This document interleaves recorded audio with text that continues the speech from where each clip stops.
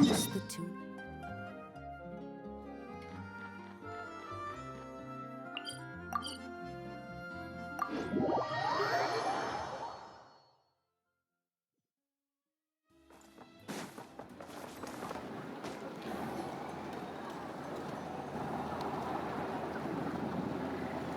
Oh, it's been a few days since we said bye to the others in Nasha Town. Still no news about rerir, though. Where could he have slunk off to? If only he was gone for good. But with all the trouble he stirred up before, there's no way we've seen the last of him. Hello! You must be the traveler in Paimon? Mr. Flint has been looking for you. Unfortunately, there's been a serious wild hunt attack over at the quarry. He thinks it's time to regroup and figure out a plan. The wild hunt? Oh, uh-oh. We better get over there, right away! Come on, let's go!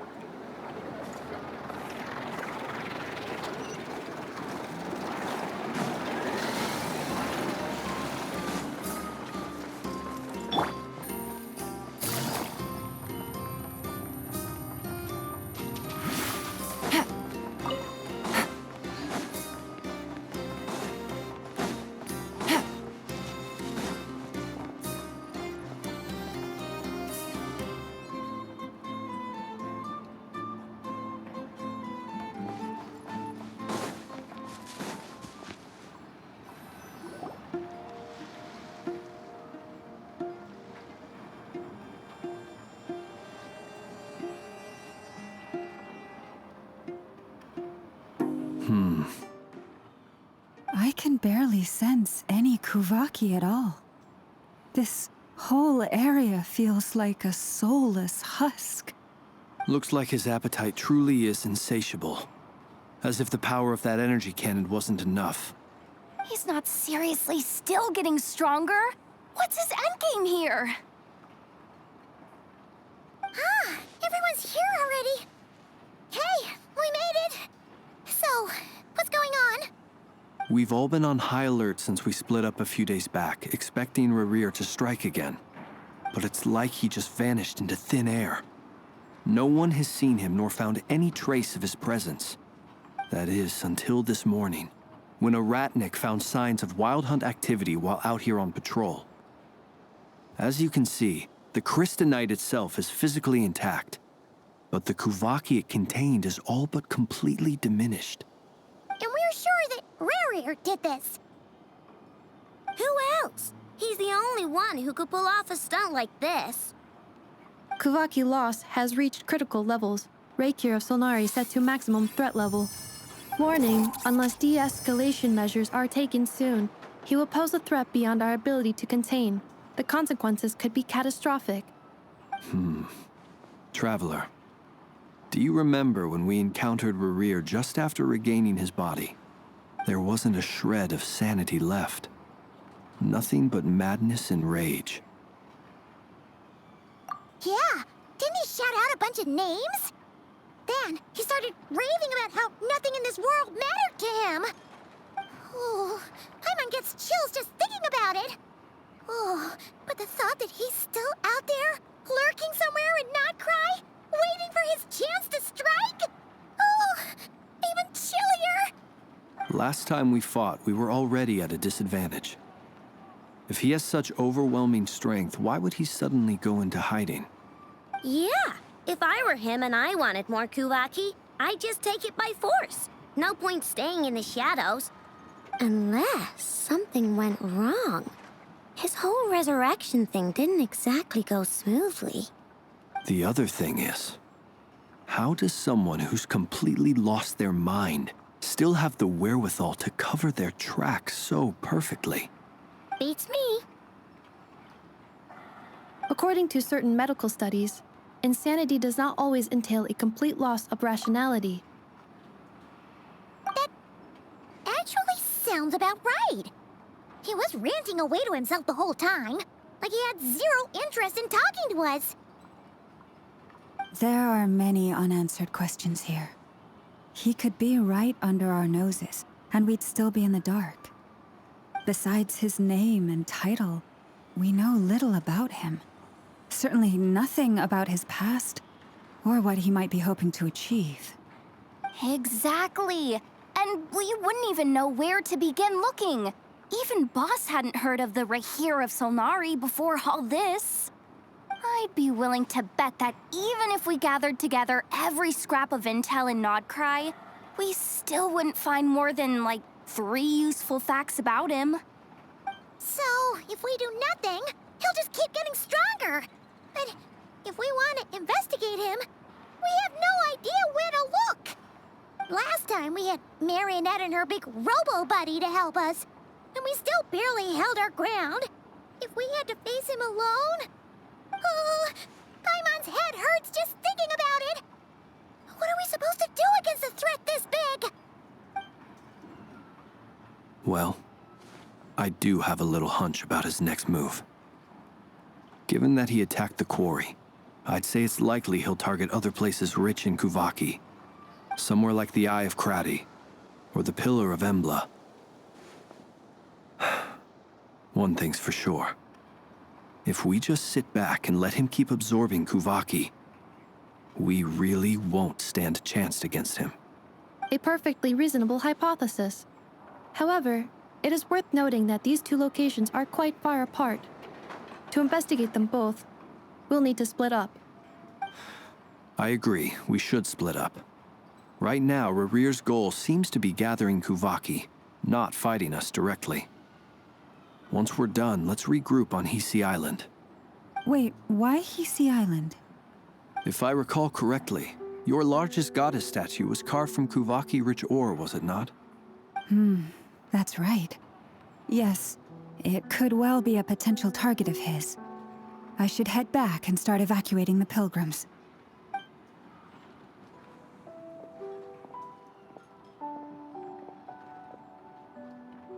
Splitting up's always gonna be risky. But I guess we don't have much choice, right? We're in a race against time here. And if we do run into rerir, what then? That's when you follow the 3rd rule of treasure hunting. Run like the wind.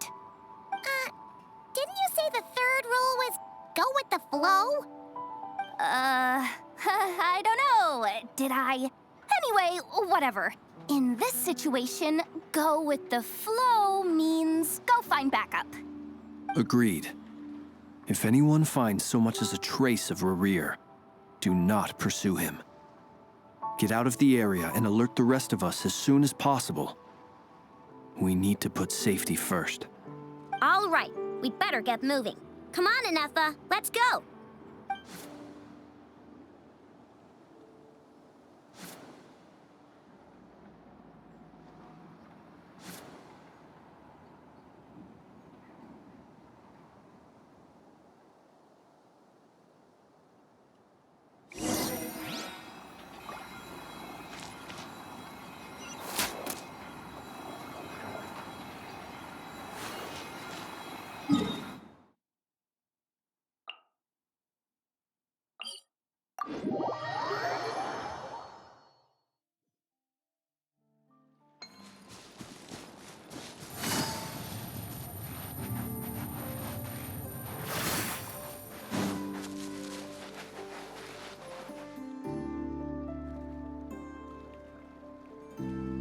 Any leads? Nope. Diddly squat. No clues to where he might be hiding. It's like he's a ghost. It feels like we're sitting on a powder keg that could go off at any second. Oh, I hate this feeling. I'd rather face him head on than be left hanging like this. So, you guys didn't find anything either? Not loving the word either. How about you, Flintz? I questioned a few Ratniki and eventually narrowed my investigation down to one suspicious individual. But by the time I got to his place, he was already gone. Almost as if he knew someone was on to him.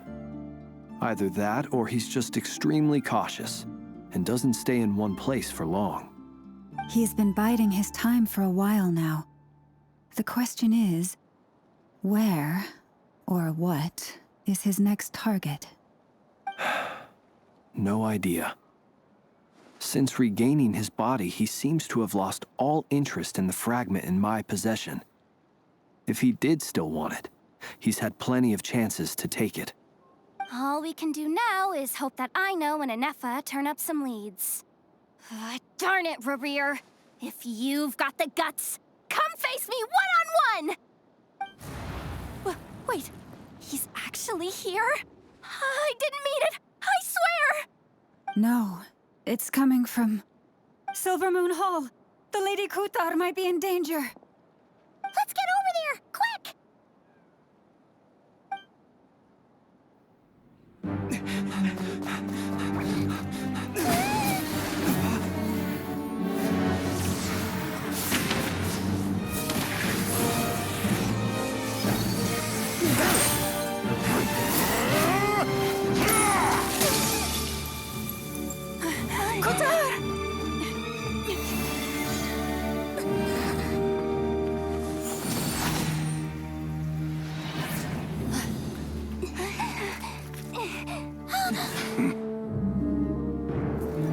Why is he attacking the damselette? What's going on? No time for questions. Stop him!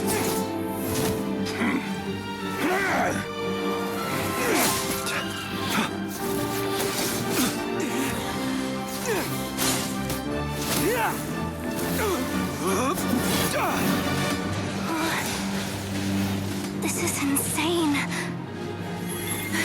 Yehuda, get Kutar out of here! On it.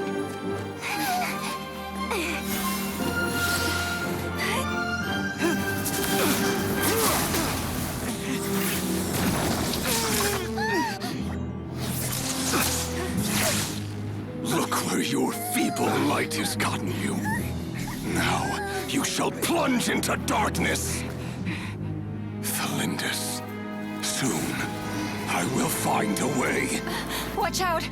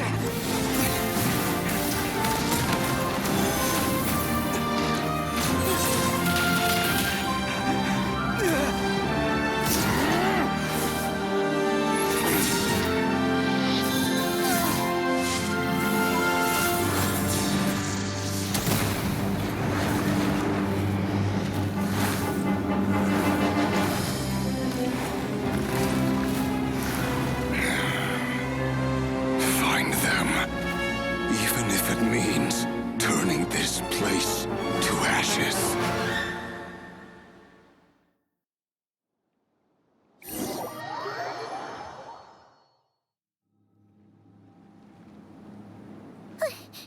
That was too close. We barely made it out of there alive. What's that guy's deal? How'd he get so crazy strong? He's a threat to this entire nation.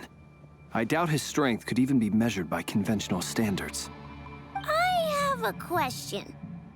When me and Anefa showed up, we saw him chasing after this lady like he wanted her dead. What was that all about? We weren't there for the whole thing either. They were already duking it out by the time we arrived. Yeah, we didn't see how it all started. It all escalated so quickly, we had no choice but to step in. Kutar, can you shed any light on the situation? Kutar. Cross-checking database. I see. So you're the one that the Frost Moon Scions refer to as the Moon Goddess? Wait, she's the moon goddess? Oh, no wonder she looks just like all those statues. There are many reasons why people might worship the moon. and just as many why they might despise it. I've never met that person before, but there was no mistaking his deep-seated hostility towards me. Why he holds me in such contempt, I cannot say. But since he hunts the power of the moon, it's no surprise that I am a target. Kutar. There are many potential motives. For instance, you help the traveler escape his grasp. This could be his way of taking revenge. It is also possible that he covets the Kuvaki inside you and seeks to take it for his own. The list goes on. But right now, devising a counter-strategy should be our #1 priority. The likelihood of this location being discovered is close to 100%. A counter strategy? But we don't stand a chance against an enemy like this. Surely our only option is to run. He's not gonna chase us to the end of the world, right? So as long as we can sneak out of Nodcry undetected. No, I can't say that. Come on, Yehoda, this is serious stuff. You can't suggest we all just chicken out. Running is our only option. Huh? You seem surprised, but what other choice do we have? We are facing an enemy we cannot possibly defeat in battle. Well, I mean, yeah, but still. It's not too late. I can distract him, so you have plenty of time to make your escape. Wait, what? You're gonna act as bait? Doesn't that make sense? I'm the one he's after. There's no need for you to risk your necks on my behalf. A coyote doesn't stop for bypassers while it's howling at the moon. What is it, Loma? The Frost Moon Scions have already grown accustomed to life without their goddess. My presence here is no longer essential, and this is not my home, so you needn't ask me to stay. We can't just roll over and let him get away with this. That's not our style. Yeah, we can't just call it quits after everything we've been through together. Besides, she'd pretty much saved my life back there. If I just ditched her now, I'd never forgive myself. We can't overlook that you have saved our lives multiple times now. To talk of returning the favor would be a little crass for my liking. But suffice to say that we are friends, and friends look out for one another. Rerir's true objective remains unclear. Even if we were to sacrifice Miss Kutar, there's no guarantee he would stop. But Kutar, I know why you left the Frost Moon Scions so long ago. It was because people started treating prayer as a form of trade. They would make self-centered wishes, force you to accept meaningless offerings in return, and then expect you to perform miracles for them, as if that were their entitlement. If it were me, I might have walked away too. But I believe that time can change everything, and that sometimes it takes losing something precious to appreciate its true worth. After much reflection, I've realized that this was never about whether the Frost Moon Scions need you. Any relationship based on need is purely transactional. What I truly hope is that you'll choose to stay, not out of obligation, but as part of our family. You were born here, and now you've returned. Who knows? Perhaps it was the moonlight that guided you home. thank you, Lauma. But my power is on the wane. I'm afraid I will be of little use to you now. Very well then. I'll do as you say. Both times you saved us, we were transported across great distances in an instant. Is that one of your powers as the Moon Goddess? It is, but I find it very draining. I barely managed to pull it off just now, and it will be some time before I'm strong enough to do so again. Rejected by the world, my power is dwindling. Like a lake cut off from its source, slowly shrinking away. Now, it has almost run dry.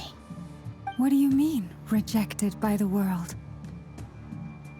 The 3 moons belonged to the ancient bygone era in which they came into being.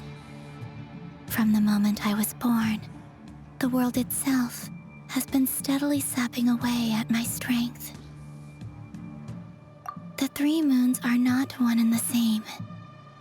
As the goddess of the frost moon, I cannot wield the powers of the other 2. Yet moonlight has a way of blending together. Each can reflect the other's glow. So when our fingers touched, I was able to restore my strength by drawing Kuvaki from the eternal moon's marrow. But this method of recovery is painfully slow. If only we could find the... It's the Wild Hunt!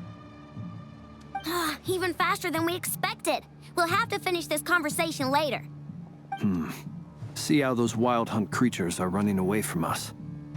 They're likely just a scouting party, which means Rerir won't be far behind. Then what are we waiting for? Let's get the heck out of here!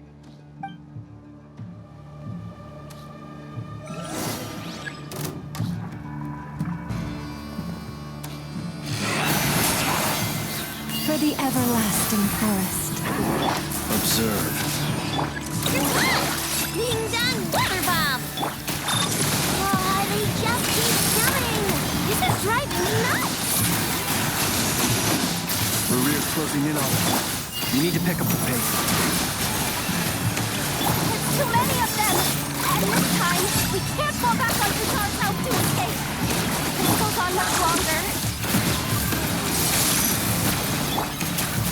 Leave this place for the everlasting forest.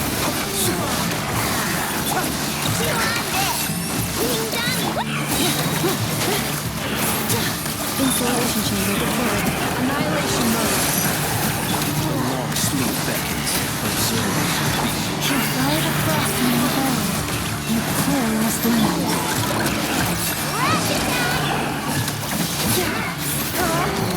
Defensive mode engaged. Preparing for dust up.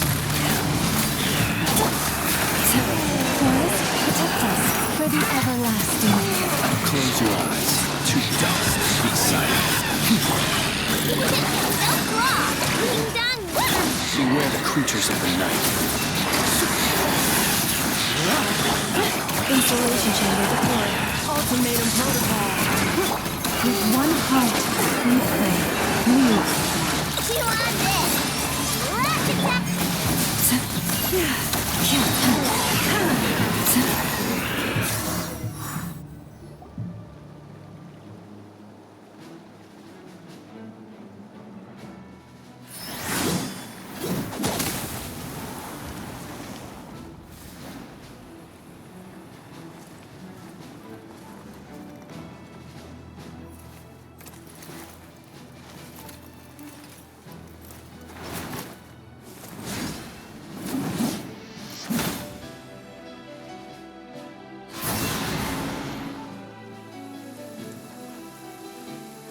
What's the matter? Bit off more than you could chew? Who are you? Uncle Varka! You're back from Amsvartnir? Whoa! You're Barca? Grand Master of the Knights of Favonius? We could save the intros for later. Right now, let's get you all out of this hellhole. Follow me. I know somewhere you'll be safe. Oh, is that where I think it is? That's the one. Come on, move! There's no time to waste.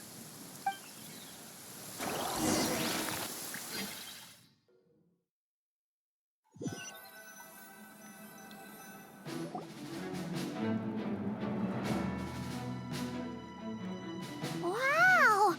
Where are we? This is so well hidden. Well, that goes without saying. This is the Knights of Favonius' meeting place in Nodcry, and a contact hub for the Northern Intelligence Network. AKA, the black market of intel. No matter what faction you're with, it's the place to buy and sell information. Their headquarters are in Nodcry, but they've got contacts in every nation. As an expeditionary force on foreign soil, working with them has offered us the most effective way of getting our hands on reliable local intel. This is where we meet, so naturally, it's secure. Anyway, where were we? Folks from Nodcry should be pretty familiar with me by now, but I believe this is the first time we've met. Allow me to introduce myself. I am Varka, Knight of Boreas, and Grand Master of the Knights of Favonius. We've heard all about you. This meeting's been a long time coming. You look way younger than Paimon expected, but you definitely have that Grand Master vibe. Well, I'm no spring chicken. Just not showing my age yet. Definitely feeling some of that back pain today, though. Rushed back from Amsfartnir without a wink of sleep, only to get right into another fight with that freshly revived maniac. Another? You mean you fought him before? Yep. He wasn't nearly as strong back then, but he was still a formidable foe. I brought some of the knights along to give him a little surprise, but he saw us coming from a mile off. My squad took heavy injuries, and I barely made it out alive myself. We knew it might have been our last chance, so we staked everything on it. But still, it wasn't enough to stop him. I tried tracking him down afterwards, but he didn't leave a trace. Even in his unhinged mental state, he's as cautious as any trained operative. So, I decided to come find you. And as luck would have it, turned up to find you being ambushed by the Wild Hunt. The rest, you already know. Is that why he's been frantically absorbing Kuvaki these past few days? Because he sees you as a threat? Maybe I'm part of the equation, but even if I weren't, I'm sure he'd still be gathering power. He's clearly working up towards something. Note to self, Uncle Varka's strength rating officially upgraded. Guess it's my turn to ask questions now. So, what exactly has been happening in Nodcry? Why is the Wild Hunt returned in humanoid form? And why is it after you? That's a long story, but I'll try to make it quick.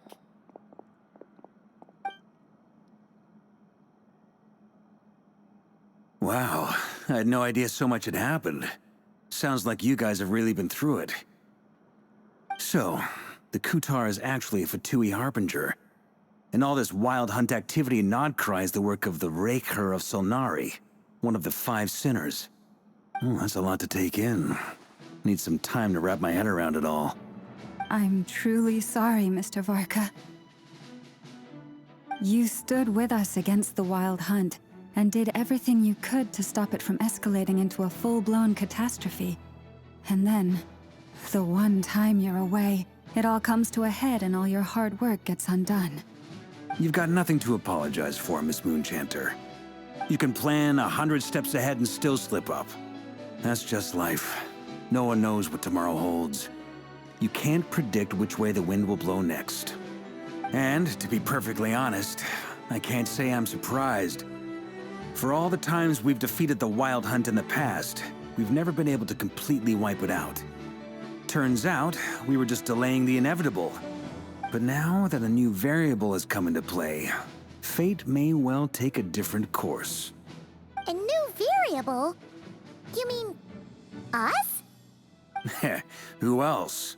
And in a strange way, I think his resurgence might not be an entirely bad thing.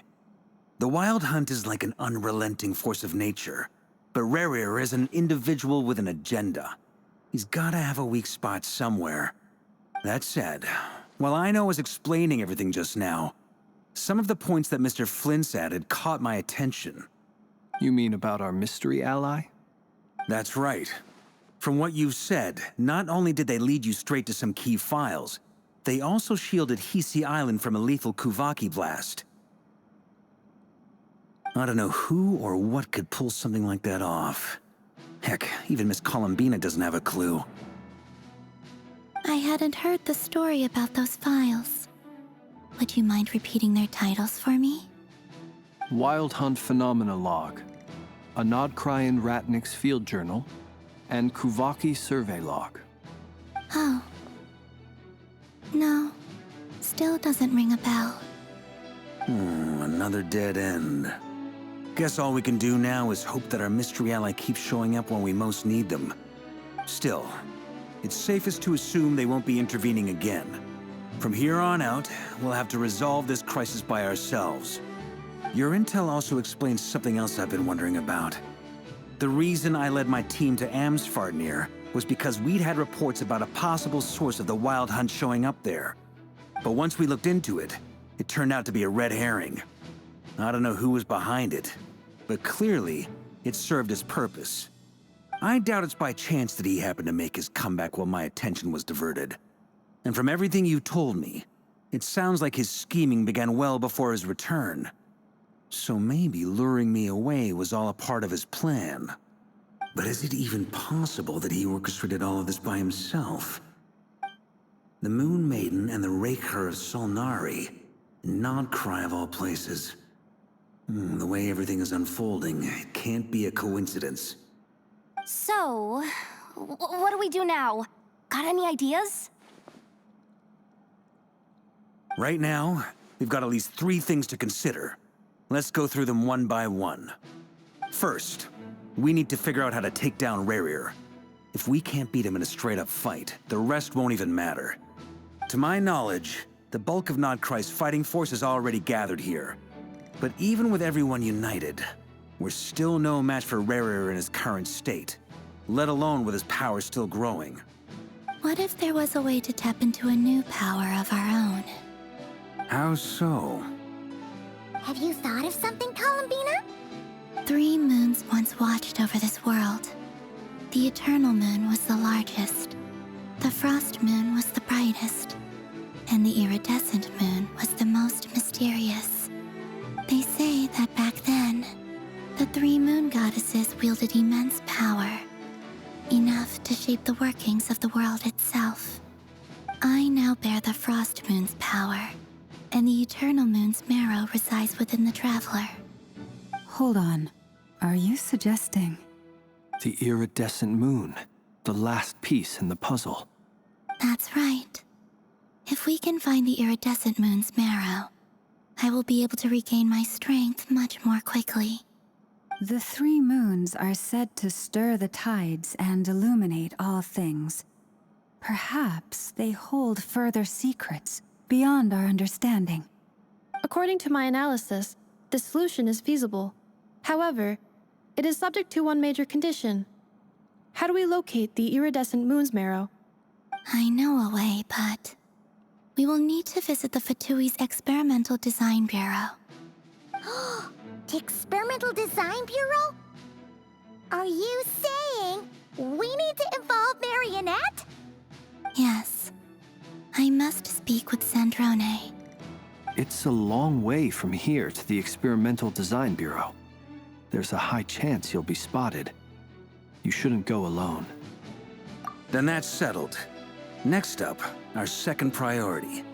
Somehow, we need to figure out Rerir's end goal. As you saw for yourselves, when he was still in his Wild Hunt form, everything he did was for the sake of recovering his body and resurrecting himself. His first act since then, after laying low for a while, was to try and assassinate this young lady. People's obsessions often reveal their greatest vulnerabilities. There must be a reason why he despises the moon so deeply. Perhaps it sheds some light on his title, the Rerir of Solnari. The Wild Hunt has plagued Nodcry for centuries now. If we want to stop it for good, we have to get to the root cause of what's driving it. It's true. We still know very little about him. If Kuthar hadn't given us that lead, we wouldn't even know his name. But where would we even start? I doubt even the Intel Queen of Nodcry has a clue, and she has info coming out of her ears. Oh? That's a rather hasty conclusion for someone who's so painstakingly meticulous when it comes to dealing with machines. Ah, she heard me.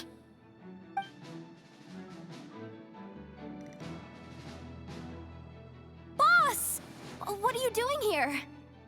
I'm now asking myself the same question. I received a letter from a humble knight of Favonius, requesting a meeting to discuss a major business deal. But it looks like this humble knight had something else in mind. Details, details. Miss Neffer, the important thing is that you've arrived at the perfect time. Since his failed ambush, I've been racking my brains trying to come up with a plan to fight rerir.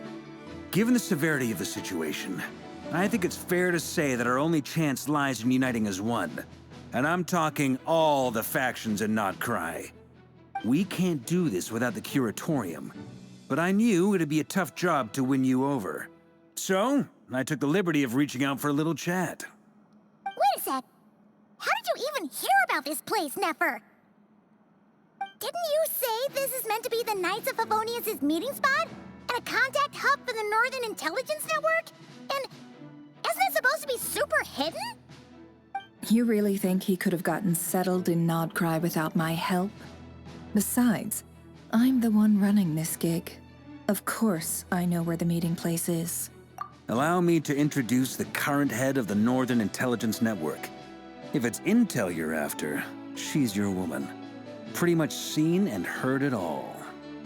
Please spare me the flattery. Let's cut to the chase. Seems like you've run into some trouble, huh?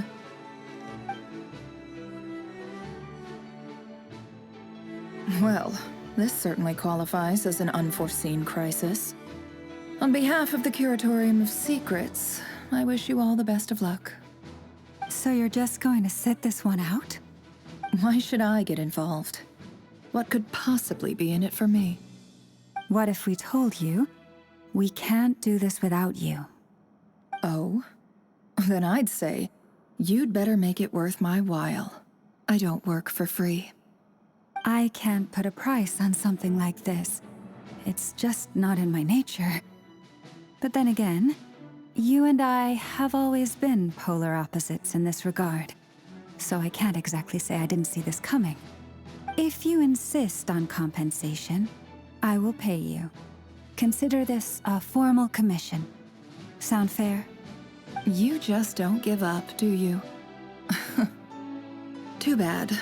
I know you well enough to know you can't afford my prices. The riskier the job, the more it'll cost. And a moon chanter's stipend isn't exactly generous. Unless you're planning to start passing the donation box around among the faithful. Boss, just a thought. If they come up short, maybe you can take the difference out of my next few paychecks. Things got really dangerous during the fight with rerir. If this girl hadn't saved me, I'd be ley line fodder by now. I'd be gone for good, boss. If there's any way we can make this work, I'd really like to help her. Please? I'm begging you. This is why I'm always telling you never accept favors. They are the hardest debts to repay. You have to be careful who you get involved with, or you invite all kinds of misfortune. Very well, Yehoda, I will help. But just this once. Don't count on this happening again. Flynn's, that fragment that rerir was after, do you still have it on you? Of course. Let me borrow it. I need it to follow up on some leads. Wait, you actually have some leads? Shh. This is top secret information. I get it. We all have things we'd rather keep to ourselves. Plus, I know we can count on you, so we'll leave the intel gathering in your hands. And that brings me to the third and final item. We need to find a way to distract him. We need time to make our move, so someone will have to stall him. I'm in for this part, no matter what. Anyone coming with? Count me in too. Come off it, you two. Quit playing heroes. I'm way ahead of you here. And Neffa did a scan of the Moon Goddess's Kuvaki signature, and we're gonna use it to make some decoys over at the Kramkake craft shop. Anyone who's in, follow me. Once they're ready, we'll deploy the decoys across Notcry. So as long as the rest of you keep moving, he won't catch on to your scent and won't be able to track you down. I like it. Genius idea. No biggie. All right then, we'll split into 3 teams. Once your team has finished their mission, Return here and wait for the others. Dismissed!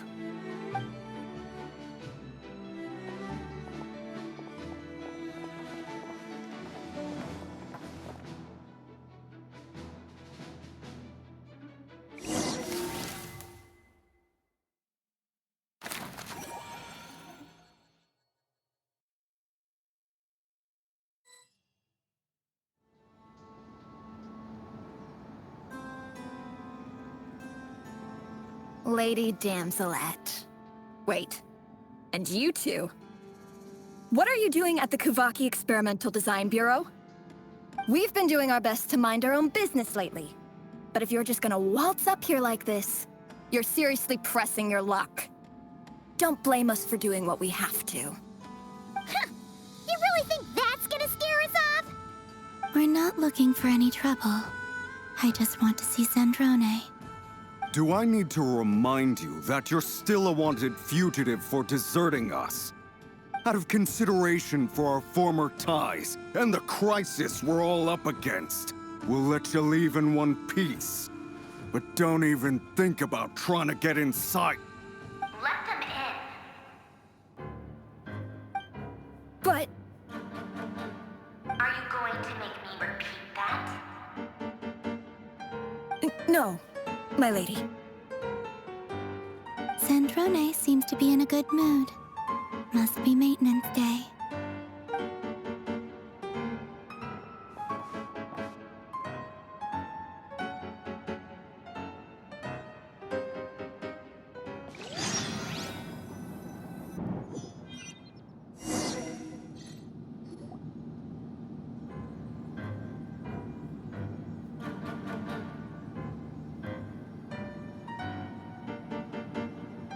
So tell me, to what do I owe the honor this time? Actually, before you answer that, just so we're clear, we're not colleagues anymore, Columbina. I don't owe you anything. I promise it's nothing big. It seems like you've gotten the wrong idea here. The only reason I let you in was because I was bored. It seemed like a way to kill some time and satisfy my own curiosity. Whatever miscalculations I may or may not have made in the past, I haven't lost the plot enough to even consider sticking my neck out for your sakes. I'd like to speak with Arlecchino. What? Huh? You mean the knave? I'd like to speak with Arlecchino. Is she in Nodcry? No, she's not. Once the work on this facility was completed, she went back with the Rooster and Regrator. The only ones in Nodcry are me and... What is it you need to speak to her about anyway? Rerir is hunting me. If I'm going to face him, I must first retrieve the lost moon.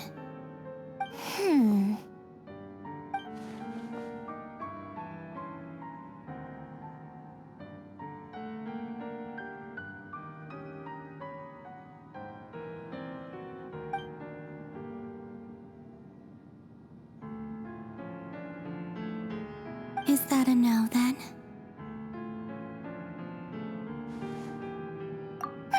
As if I need reminding. I was this close to settling things with him before someone decided to whisk me away to their weird little garden. Have you held any tea parties lately? Tea parties? Yeah, obviously. You don't seriously think we'd pack it all in just because you aren't here. If anything, they've been more eventful than ever. Just me, Arlecchino, and a bunch of insolent and sensitive guests who won't stop asking where you've gone. Oh, they've been a real joy.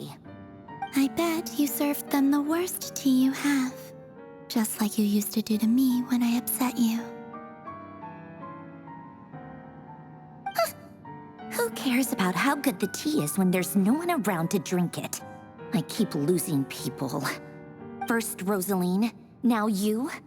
I'm running out of people who can make me laugh.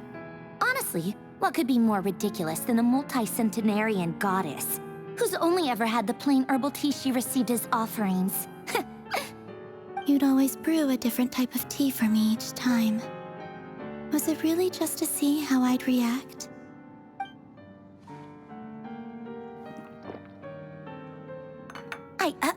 Well, duh. Why else? Watching you squirm was practically my only form of entertainment.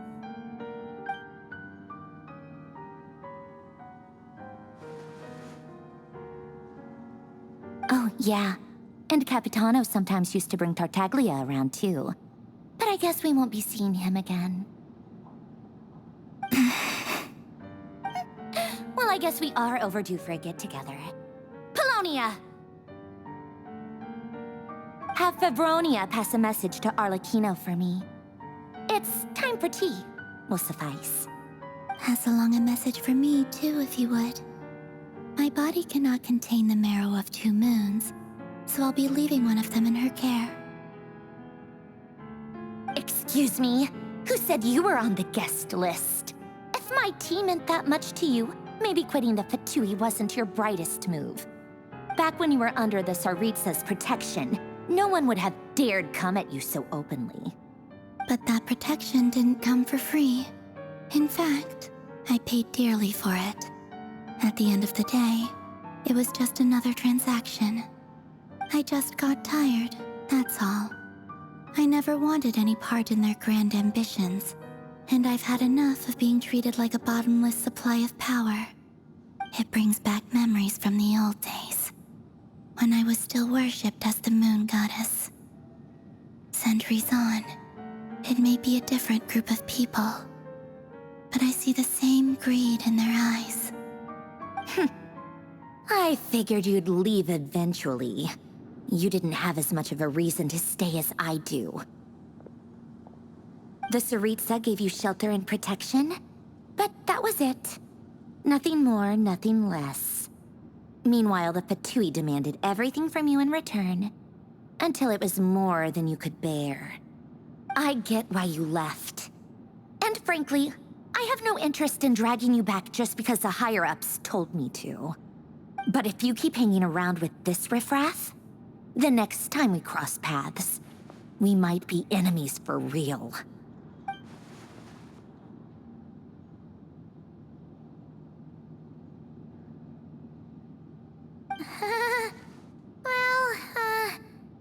Guess that's our cue to leave? That might be your plan. But it sounds like someone else wants you to stay a little longer. Huh? What do you mean?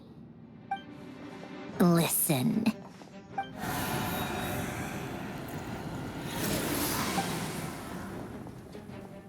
My lady, it's the Wild Hunt.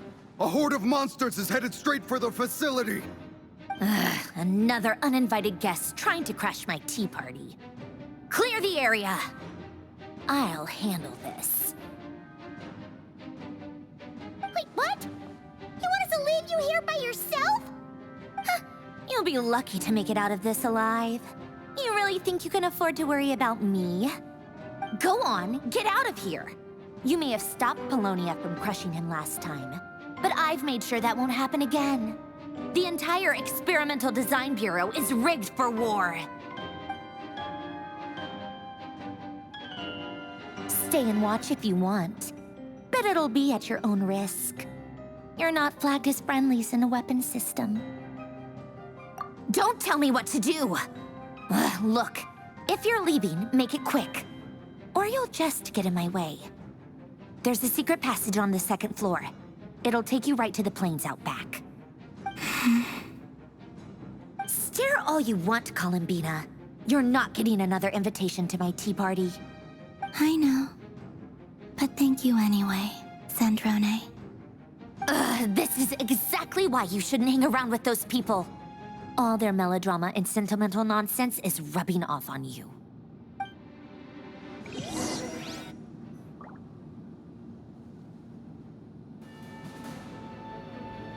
Come on then, Mr. Rerir.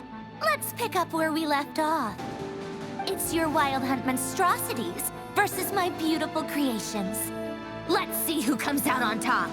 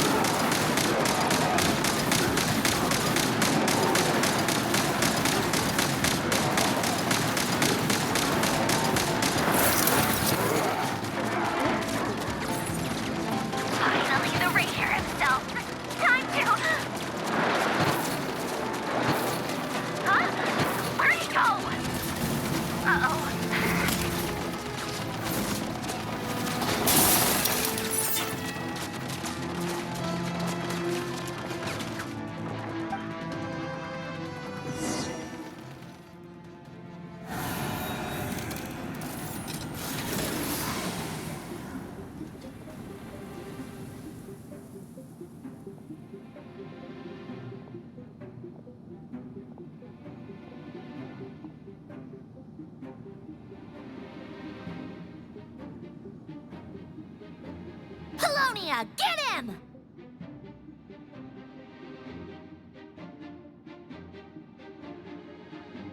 I've upgraded Polonia again since our last encounter, and uploaded every last scrap of your data. So let's finish this, once and for...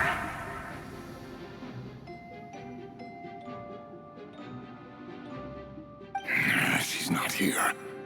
Where did she go? Hey! Over here, you big... Cursed moon. Go. Keep searching. She cannot have gotten far.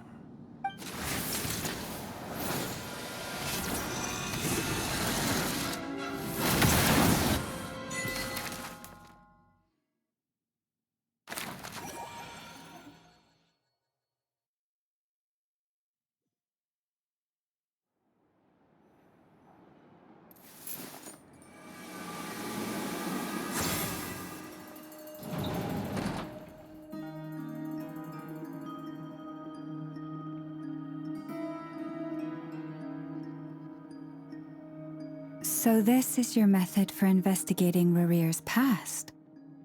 It almost looks like some kind of ceremony. Good deduction. But it's quite a different affair from what you're used to with the Frost Moon Scions. Whoa!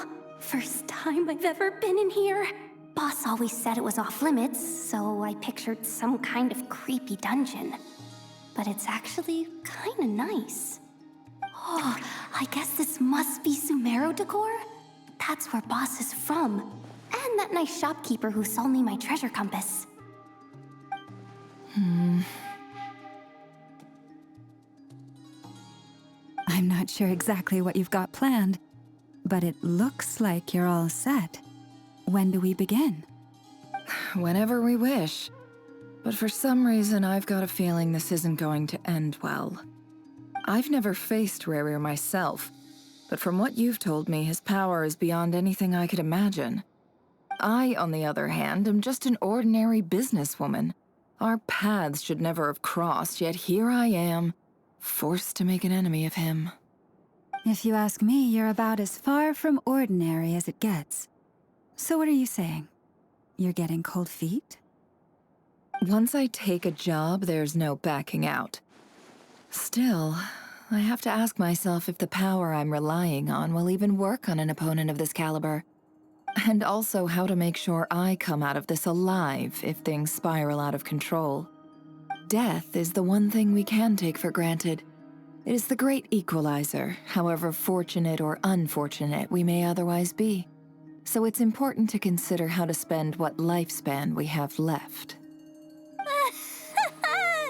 Come on, boss. Lighten up. Quit talking about death. It's bad luck. For once, I agree with you. When you're up against a foe like Rerir, there's no such thing as being too prepared. Is there anything I can do to help? That won't be necessary. I've already made up my mind. Time to cash in a precious favor I've been saving for a rainy day. Yehoda, I need you to find someone for me. The sooner the better. Eh? Find who? That shady merchant who sold you an overpriced treasure compass the other day. Come on, boss. You're pulling my leg again. In what way is she shady? She showed up when I was completely lost and sold me a neat little gadget that was exactly what I needed. Trust me, she's a good person. Anyway, I know who you're talking about. Don't go anywhere. I'll be right back.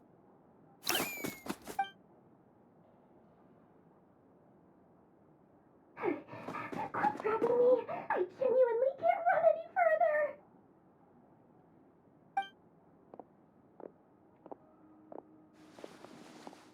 Hey, aren't you? What is it? What's the big rush? You dragged me out of a dream where I was literally swimming in Mora. I'm charging double my usual attendance fee. See, look how easygoing she is. After that rude awakening, she could have completely snapped at us.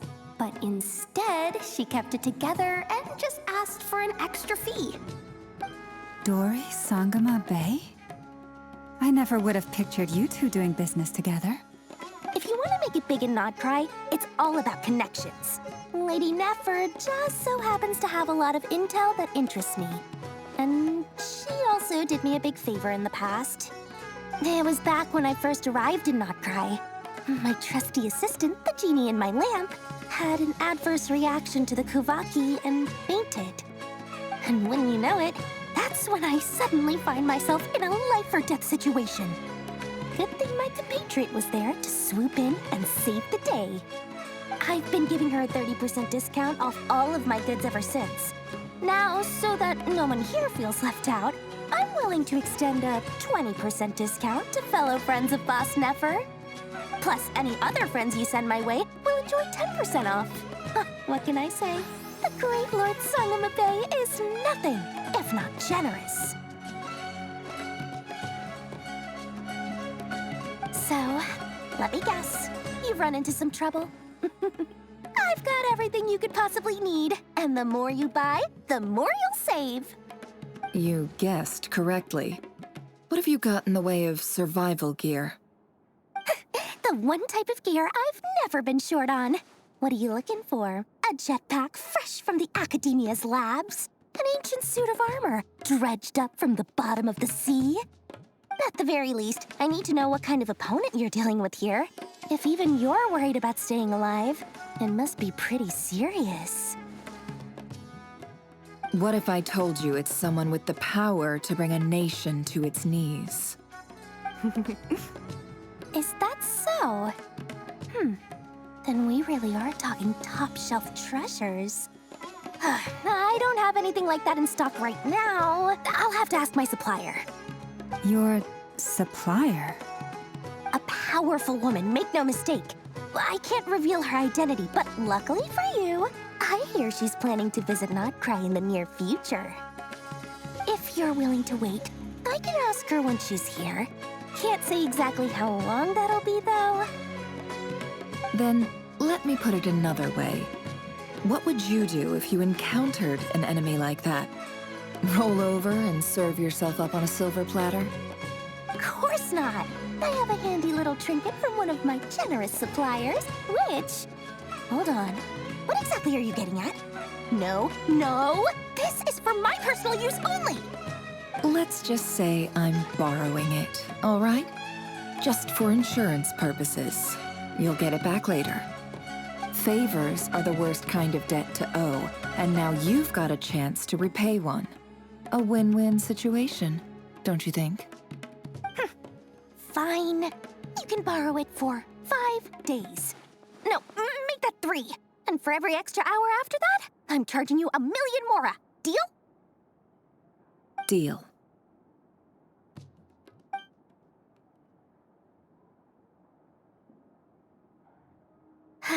What a way to start the day. Now, was there anything else you wanted? Or can I go back to bed now?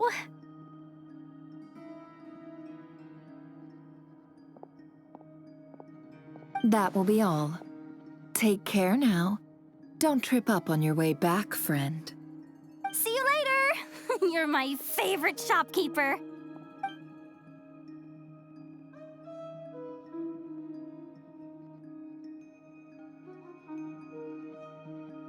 Excellent. Everything is well and truly ready.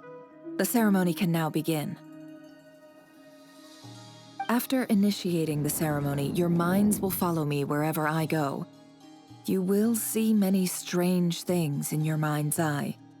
So remember, don't be frightened, and don't make a sound. Now then, let us peer into the rerir of Solnari's past.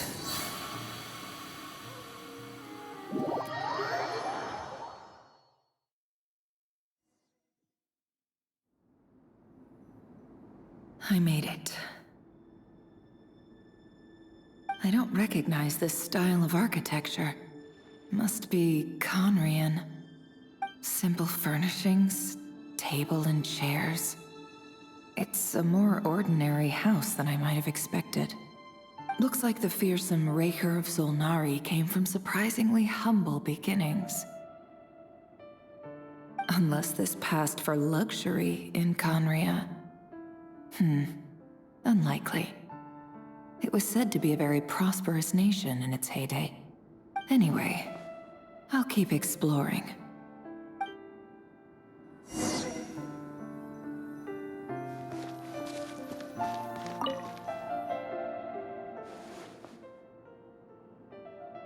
Hi, rerir. Since you're working extra hours tonight, I thought I'd keep myself busy by checking out that new kebab shop. I've heard good things about their menu. I'll test it out, and if it's as good as everyone's saying, let's go back together sometime.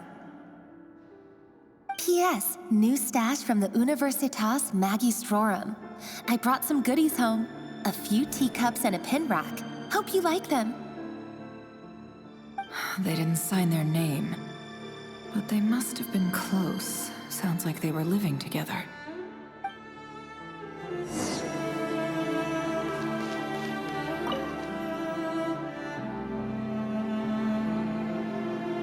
I went over to Joseph's for drinks today. They have a fine collection, but I went alone. Felindis was tied up with something and couldn't make it. Joseph asked why I came alone, but I didn't really have an answer. He then went on to ask about other things. If you ask me, someone who asks that many personal questions is too nosy for their own good. But if he invites me again, chances are I'd still go. Felindis. That's the same name rerir mentioned. Crane imports keep falling. If things don't pick up, we'll soon be back to meat and mushrooms only. Honestly, I'm not a huge fan of that new type of mushroom everyone's been into lately. Didn't it start out as a lab-grown variety? I heard it's even mildly corrosive. Seriously, why would you even eat something like that? I don't care if it's an impressive feat of alchemy. That just isn't the kind of thing I like to eat. Grain has to be imported, and they're eating a diet of mostly meat and mushrooms. Could it be because Conria is underground, so it doesn't get much sunlight? That would explain why they use so much stone in their buildings. They even use alchemically modified strains for food. Seems like the people of Conria don't have many options when it comes to dining. I've just about saved up enough now. Time to buy it and keep it somewhere safe. Making a big purchase. I wonder what it is.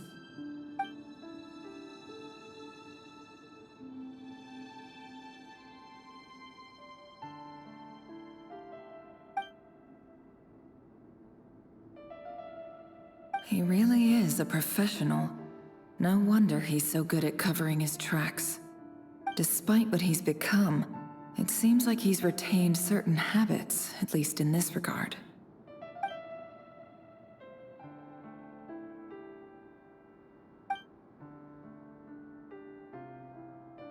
Did rerir rip it out himself?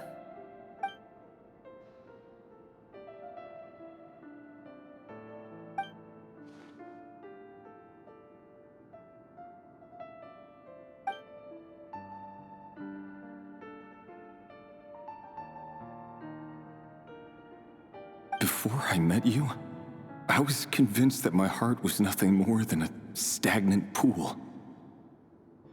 The burial place of a fallen moon. A withered, windless grove where the waters rested forever unrippled. It was you who helped me see that my heart hadn't entirely withered away.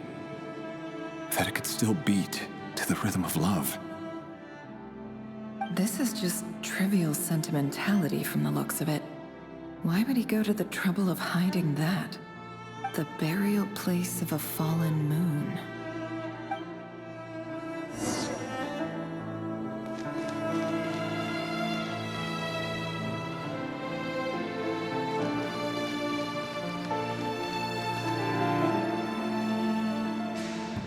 Rerir, over here. Dane! Oh, and, Vediflin here? What a surprise to see you here, sir. Hello there, Rerir. You need not address me so formally outside of court. He doesn't get that much free time, so I invited him over for a drink. Even the court prophet deserves a break every now and then, right?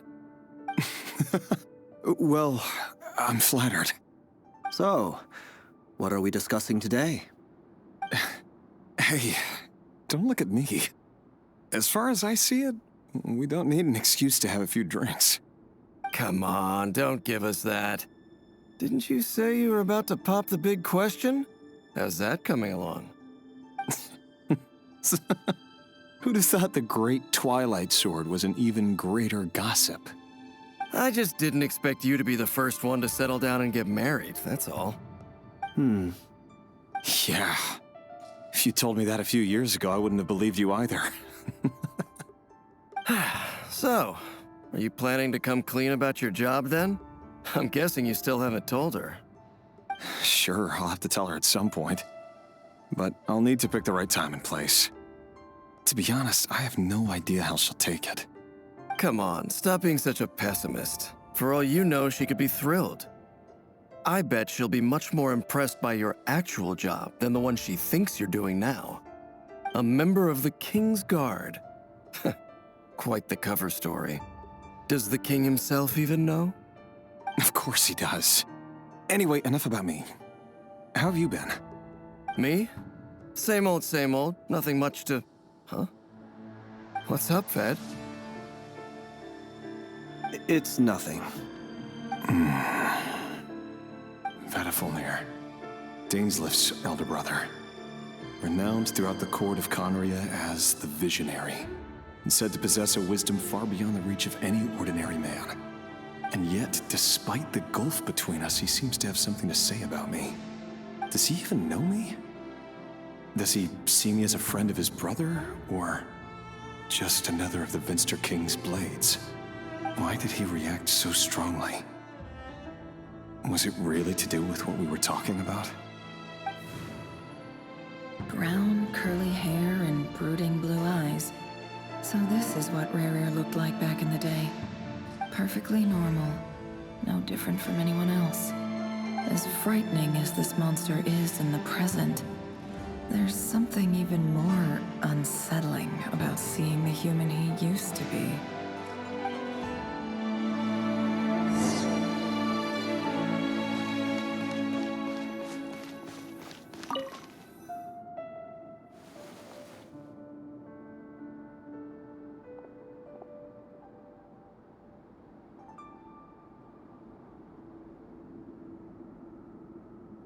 Felindis?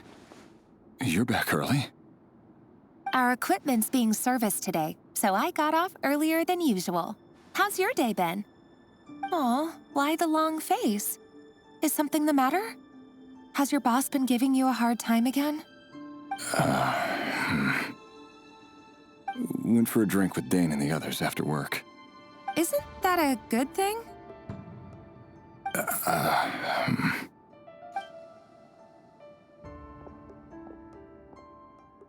Vediflin showed up today, too.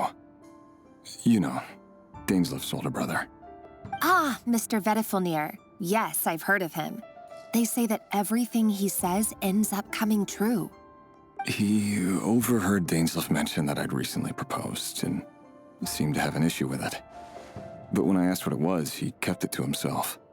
So, you're worried? You can be such a child sometimes, Rerir. We're nobodies. Why would the Visionary be concerned about us? I'm sure someone in his position has much bigger fish to fry. Maybe you're right. You worry too much, rerir. We've been together for ages now, and everything's been going so well, has it not? You've even proposed to me. So, you do remember. Tell me then. What's your answer? Like I said, I need some time to decide.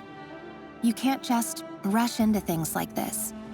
We may be nobodies in the grand scheme of things, but if we want things to work out, we've still got to plan ahead. All right. Take your time.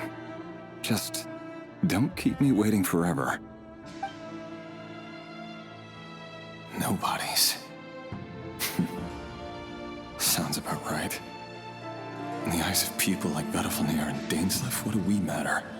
Can someone whose gaze is so fixed on a far-flung future even see the present clearly? Besides, the dynasty's fate rests with the king and his inner circle. Whatever I do, it won't make much difference.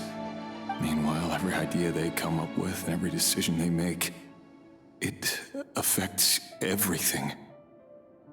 These days, the king is lost in his research, and the purge of the Crimson Moon bloodline grows ever more intense.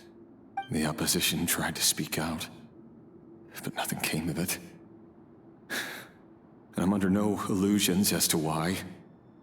Because we eliminated them and got rid of their bodies. A man can have 1,000 reasons to carry a sword, but there are few good excuses to use it. Yet the king has never even considered a gentler approach, and he never will. What becomes of someone who kills on another's behalf? Can he ever find true peace?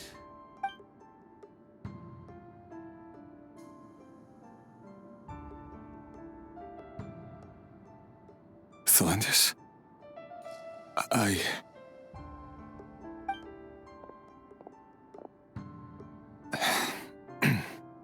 It's nothing.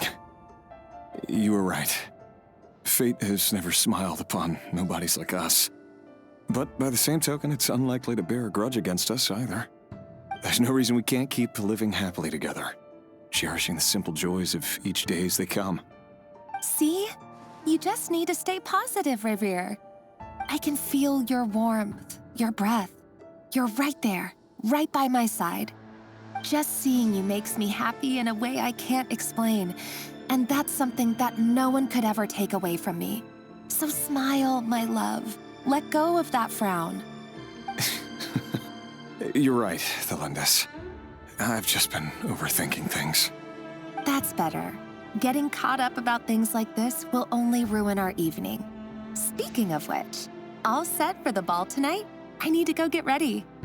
You go ahead. I just have a few things to take care of, then I'll come join you. Even busier than the big shots, huh? Fine, I'll go get started. But don't be late. If you keep me waiting too long, I won't be a happy bunny. Relax. I'll be there. Seriously, though, you drive a hard bargain. You're really gonna leave my proposal hanging and still expect me to take you to the ball? Well, that goes without saying. I already told everyone I'd be coming with a dance partner. Besides, they're two completely different things. Let's take it one thing at a time, all right? All right. White outfit it is.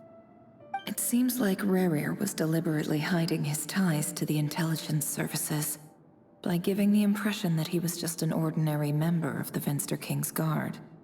He clearly doesn't want his would-be fiancée to know about his other life. Then again, that's hardly surprising. People in the intelligence trade rarely do. Who'd have thought we were in the same line of work? Let's dig a little deeper.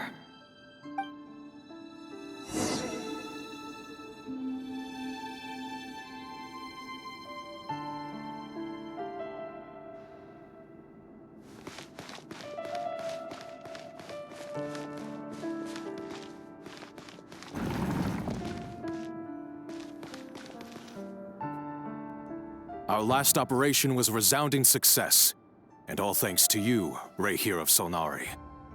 In total, we apprehended 32 dregs of the Crimson Moon, and 67 accomplices. After all these years since the dynasty's fall, so many of them still linger on. Indeed, it cannot be denied. Yet it was destiny that the Crimson Moon should be overcome by the eclipse, and that His Majesty, the all-seeing Vinster King, now guides our nation on the path to prosperity. Conria has no further need for a dead moon. But alas, there will always be those who refuse to see the truth, choosing instead to romanticize the past. That's not entirely true. Much about the Crimson Moon era was worthy of remembrance, and that's exactly why they keep trying to see it restored. Many of its secrets remain unsolved to this day. As it happens, that's precisely the field of study my partner is devoted to. You still haven't told her what you really do for a living. Where would I even start? How do you tell someone that you're one of the king's hand-picked executioners? That your hands are steeped in blood? You didn't choose this life, any more than I did. Orphans like us don't get a say. But I'll sure as heck be the one to pay for it. Speaking of which, we need to be more rigorous in the way we identify direct descendants of the Crimson Moon. Someone, it seems, has strong opinions about my future plans. Most likely my marriage in particular. I have a feeling that we may soon become targets of the Crimson Moon's retribution. Your concerns are not unfounded. They've taken out many of our colleagues these past few years, and for that very reason. These are no helpless lambs we're leading to the slaughter. They're wolves in sheep's clothing. Take care, rerir of Solnari. I look forward to toasting you at your wedding. Thanks, Thorkel. You look after yourself, too.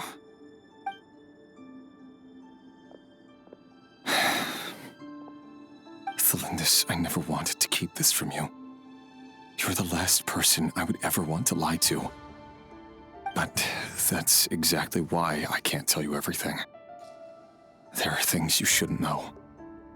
Things you cannot know. The moonlit dynasties are a thing of the past. Yet even now, with the sun shining high in the sky, there are those who would call forth a dead moon's ghost. Could that be why Vedalfnir held back? Or was it because of some court secret he's not at liberty to share? I have to get a clear answer from him. No matter what happens, I will protect Thelindis. Rerir seems to be very concerned by Vedalfnir's reaction. Vedalfnir and Dainsleif, the Visionary and Twilight Sword. So that's what they were really like. I've investigated this whole area now. There doesn't seem to be any other memories here. Should I try somewhere else? Wait a second. What's this black smoke?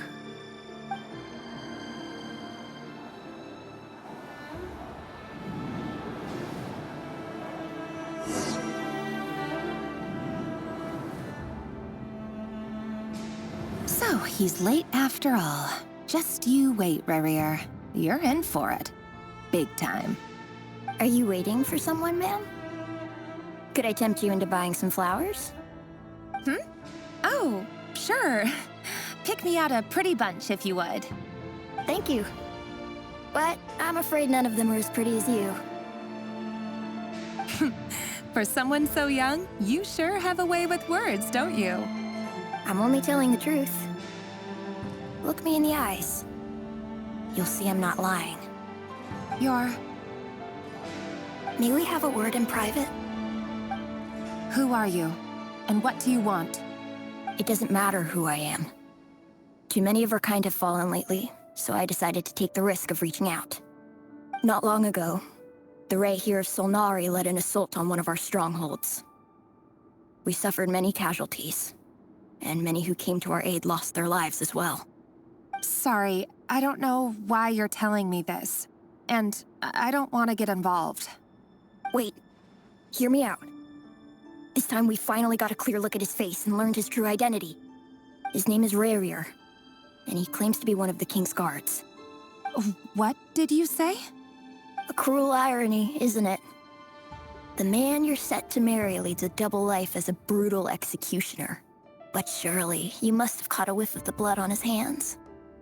Why are you telling me all of this now? Simple. It's because... How strange. Rerir was nowhere to be seen in that memory. It clearly belonged to Thalindis. Rerir couldn't possibly know what happened if he wasn't even there. Why would her memories appear in his fragment? The ceremony won't last much longer. I think it's time to call it a day.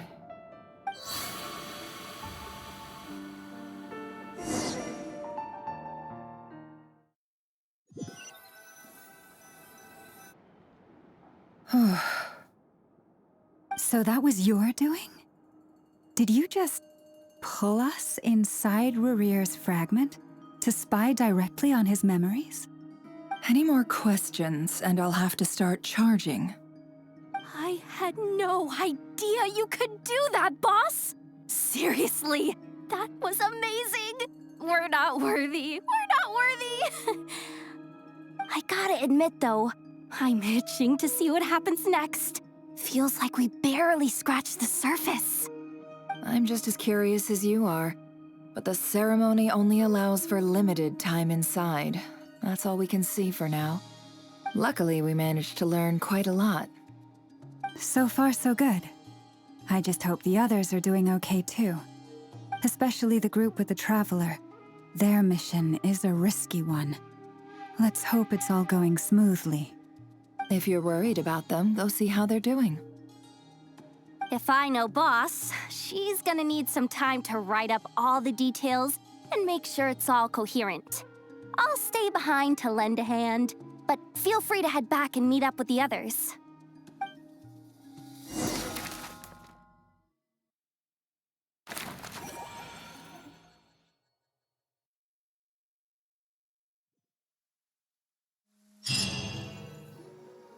Oh, they've been prowling around for nearly 2 days now.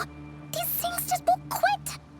Oh, they might not have seen us yet, but them constantly sweeping the area, our way out is completely blocked. Oh, that's never gonna work. One little slip up and it's game over. If they spot us, they'll run straight back to Rerir. And once he knows we're here, it won't be long before he's breathing down our necks again.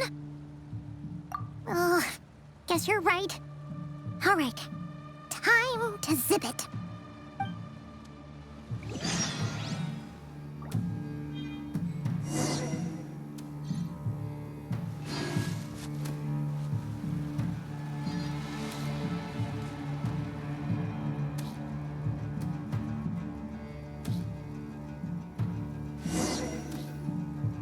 Oh, they've been prowling around. Oh, they might not have seen us yet, but oh, that's if they spot us, they'll run. Oh.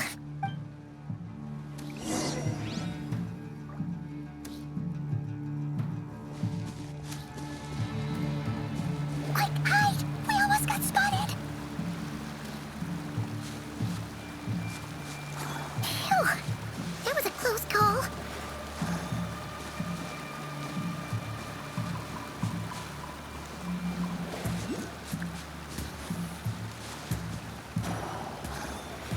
Watch out!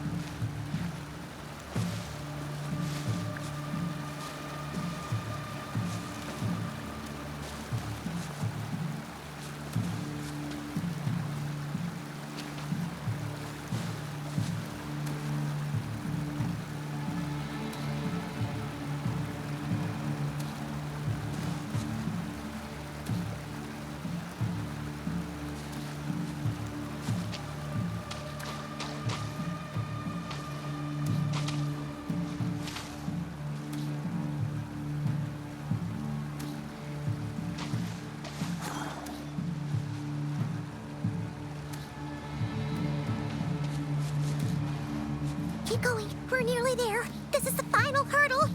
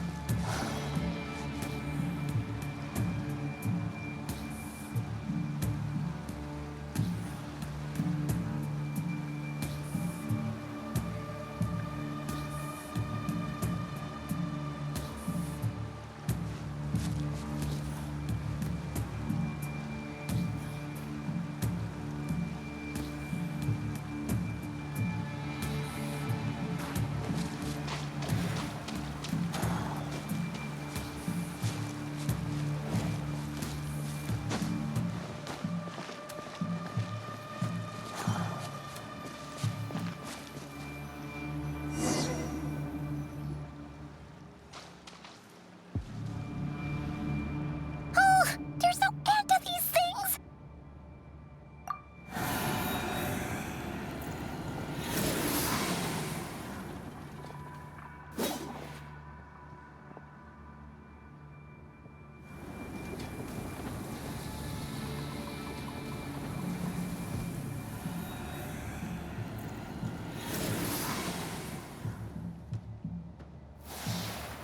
Fire. Fire? Wait, what's that smell? Oh no! There's a fire!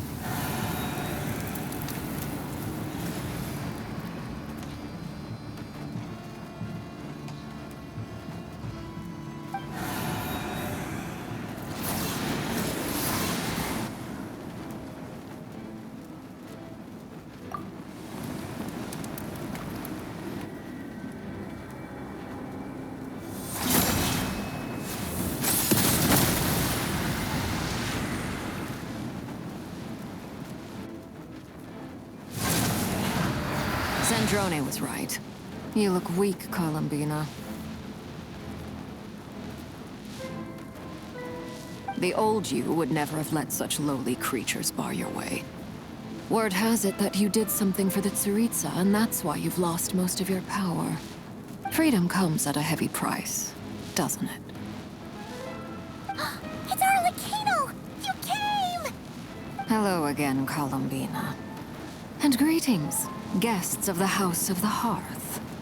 It's been a while, Arlecchino.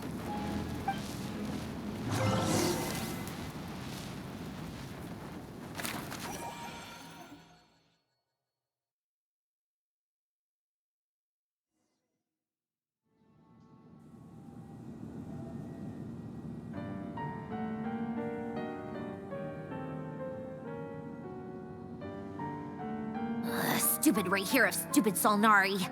Ugh, whatever. I've got all the data I need. Next time we meet, you're finished.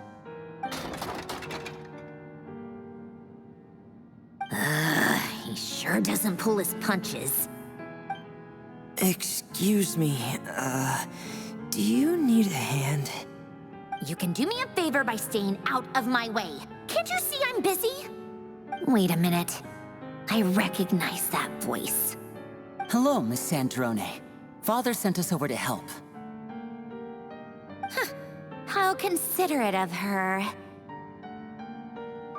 Hey, Fremine, get over here and help me fix this.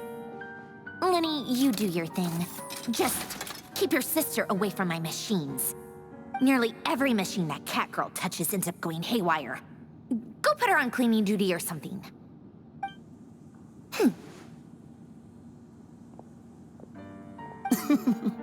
Then let's start downstairs. Fremine, we'll leave this place to you. You've got it. Wait a second. Pretty sure there's still some tea in the cupboard. If you want some, you'll have to make it yourselves.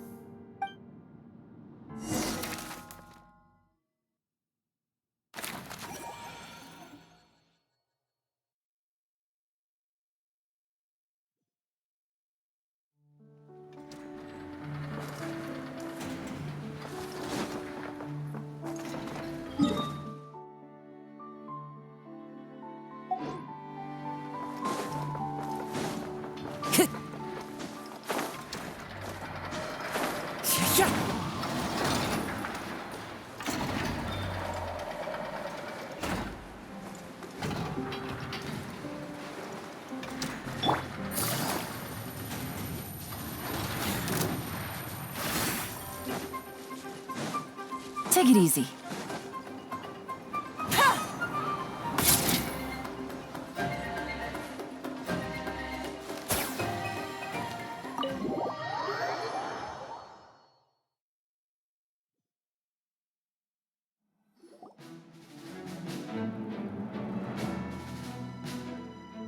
It's a relief to see you all made it back in one piece. Huh? Feels like there's quite a few people missing. Where's Flint's and the others? And what about Nefer? I returned ahead of them. Flint is helping Aino and Anefa to set up the decoys and buy some time. As for Miss Nefer... Boss is still wrapping things up on her end. She sent us back to fill you all in on the top secret intel we've been gathering. I see. Then let's get right into it. But first, who do we have here? You brought someone else in to help? Greetings. I was invited here to help as a longtime Tea Party companion of Columbina's. You may call me Arlecchino. Surely it can't be. Those eyes. Oh, where have I seen them before? Wait, of course. In those memories we just saw. The only Arlecchino I know is the fourth of the Fatui Harbingers. So either you share a pretty uncommon name, or you're more than just a Tea Party buddy. You are well informed, Grandmaster. A man from Mondstadt living all the way out here in Nodcry, and yet the people and affairs of Snezhnaya seem to hold a special place in your heart. Oh, the feeling's mutual. Sounds like you know all about who I am, too. A Fatui Harbinger. The atmosphere in here just got really tense. Guess we can't just start trusting Fatui Harbingers, even at a time like this. I must admit, though, I'm a little curious. Seeing as the Moon Goddess no longer belongs to the Fatui, what makes you so willing to put your neck on the line here? Nor does Nodcry belong to Mondstadt, Mr. Varka. Yet still, you're fighting for it all the same. Things don't always have to have a tangible payoff. Sometimes, stopping things from spiraling out of control is a higher priority than chasing the spoils of victory. Of course, I can't say there's nothing in it for me at all. But that's between Columbina and myself. Forgive me. I don't mean to doubt you. It's just that the Fatui really have been the source of many of our troubles. We have our own way of doing things here in Nodcry. But ever since they arrived, the Fatui have treated us with nothing but hostility. I know there's been a lot of bad blood between us in the past. I've done my utmost to avoid friction whenever I could. But sometimes fundamental conflicts of interest simply can't be settled amicably. That's why I'm here solely in a personal capacity. This has nothing to do with the Fatui. As a gesture of good faith, I'll be frank. I can help Columbina track down the iridescent moon's marrow, which will help her restore more of her power. Anyway, what else is on the agenda? Let's begin. She says she'll be frank, then completely skips over the details. Looks like she doesn't want to give away too many secrets after all. But she clearly wants to change the subject. It'd be awkward if I tried to bring it up again now. I guess we'll just have to go along with it. She's the fourth of the Fatui Harbingers after all. One look and you can tell she's not someone you'd want to mess with.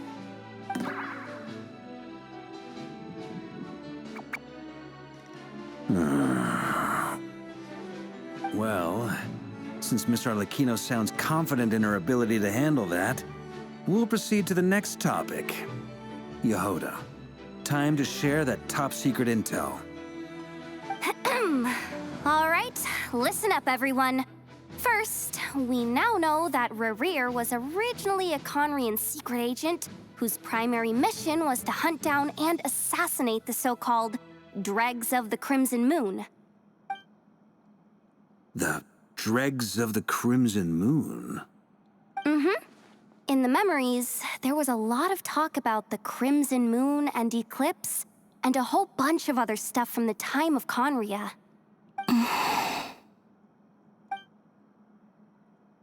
To my knowledge, those were the names of two different Conrian dynasties. Long, long ago, it is said that the people of Conria worshipped the Crimson Moon, drawing a mysterious power from its reflection. But one day, a coup saw the Crimson Moon eclipsed, hence the name of the new dynasty that replaced it, and how it became the new emblem of Conria. Still, long after the Crimson Moon dynasty had fallen, the last ruler of the Eclipse dynasty, the Vinster King, still coveted the secrets it left behind. So, he sent the rerir of Solnari to secretly hunt down the Crimson Moon's few remaining followers. In those days, rerir showed no signs of madness. In fact, he was as normal as any other person. Oh, and he had a fiancé, or at least a would-be fiancé, called Tholindis. What's the matter?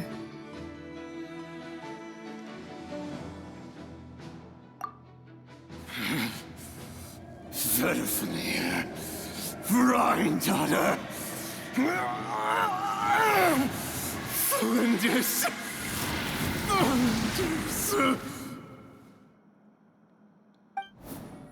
Interesting. Anything else? What about this would-be fiancé of his? Do we know anything about her? Well, she was a researcher at the Universitas Magistrorum, but it felt like she was hiding some kind of secret. Oh, and one more thing. For some reason, rerir's fragment also contains some of Tholindis' memories, though only a very small portion. Well, no shortage of potential leads, I'll give you that. In any case, it sounds like we can conclude that while Tholindis was still around, rerir appeared to be lucid and quite normal. Tholindis, it seems, must have been the one thing in this world that he couldn't let go of. Tell me, though, were these pure-blood Conrians we're talking about here? Why do you need to know that? Hold on. If she was a pure-blood Conrian... Oh yeah, just like how it was with the captain. If we could somehow find her, do you think there's any chance rerir might regain some of his sanity? It's possible, but it would take a miracle. We can't pin all our hopes on that. That merchant who never knows, Dori Sangama Bay. Maybe we could hire her to look into it. All right, then. Let's keep working in our separate teams. Traveler, Paimon, Kutar, and Miss Arlecchino will go look for the iridescent moon's marrow. As for the others... On the way over here, I noticed that the Wild Hunt monsters had grown even more frenzied in their search for Kutar. At this rate, the people living here will be in grave danger too. So I'm thinking of gathering together some of our followers to go wipe them out. I'll head back to the curatorium and meet up with the boss. Feels good knowing we've all got something to be getting on with. Given that the Wild Hunt has been a lot more active lately, the Lightkeepers have likely begun their own operations too. If that is the case, someone will need to pass the news on to Flint's. I'll hold the fort for now, then discuss our next move with Flint's, Aino, and Anefa when they get back. All right then. Well, the clock's ticking. If that's everything, we'll be on our way. We'd better get moving too. We'll try to buy you as much time as we can. Relax. Just do your thing. Now, I decided to call in some backup since things are getting so hairy. Our reinforcements should be here any minute now. Stay safe, everyone. Dismissed.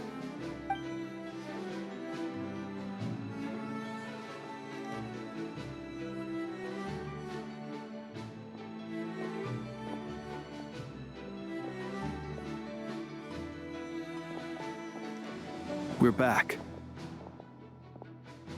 Did we get here a little early? Or a little late?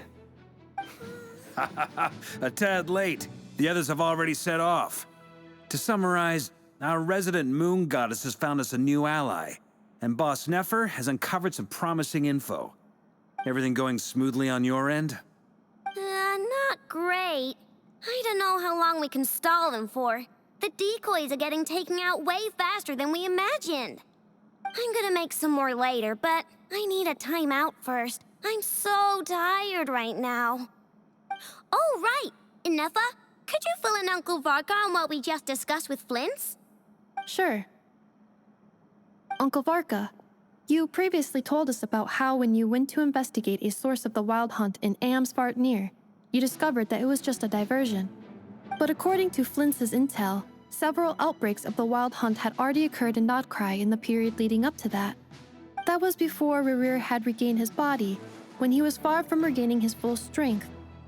In other words, in theory at least, he still lacked the means to act in two places at once. Flints, with everything that's been happening, the Lightkeepers across Notcry are rallying to fight back against the Wild Hunt. They're gonna need your help. I know, I'm sure you're capable of coming up with something far more effective than decoys. But for now, you should stay here and get some rest. Ineffa and I will head back over to Amsvartnir to see if there's anything I missed. I told you Uncle Varka would say that, didn't I? A deal's a deal. Not a word about my snack intake for the next week. Database updated. Reliability of Aino's predictions increased. What does that mean? They were betting on how you'd respond after hearing their intel. It's the obvious choice, isn't it? That's hardly worth betting on. We already decided that Ineffa should go investigate the situation over at Amsvartnir on her own. You might as well stay here and keep watch. Someone needs to hang back and oversee our strategy meetings. And besides, you still haven't fully recovered from ambushing Rerir. So I've ended up with the easiest assignment. Well, I appreciate it, everyone. See you when you get back.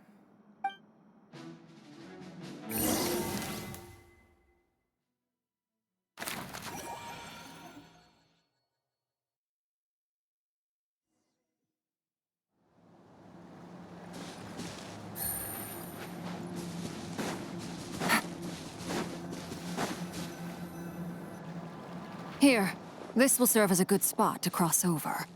Arlecchino, hold up a second! Since you brought us all this way, would you mind telling us what you've got planned?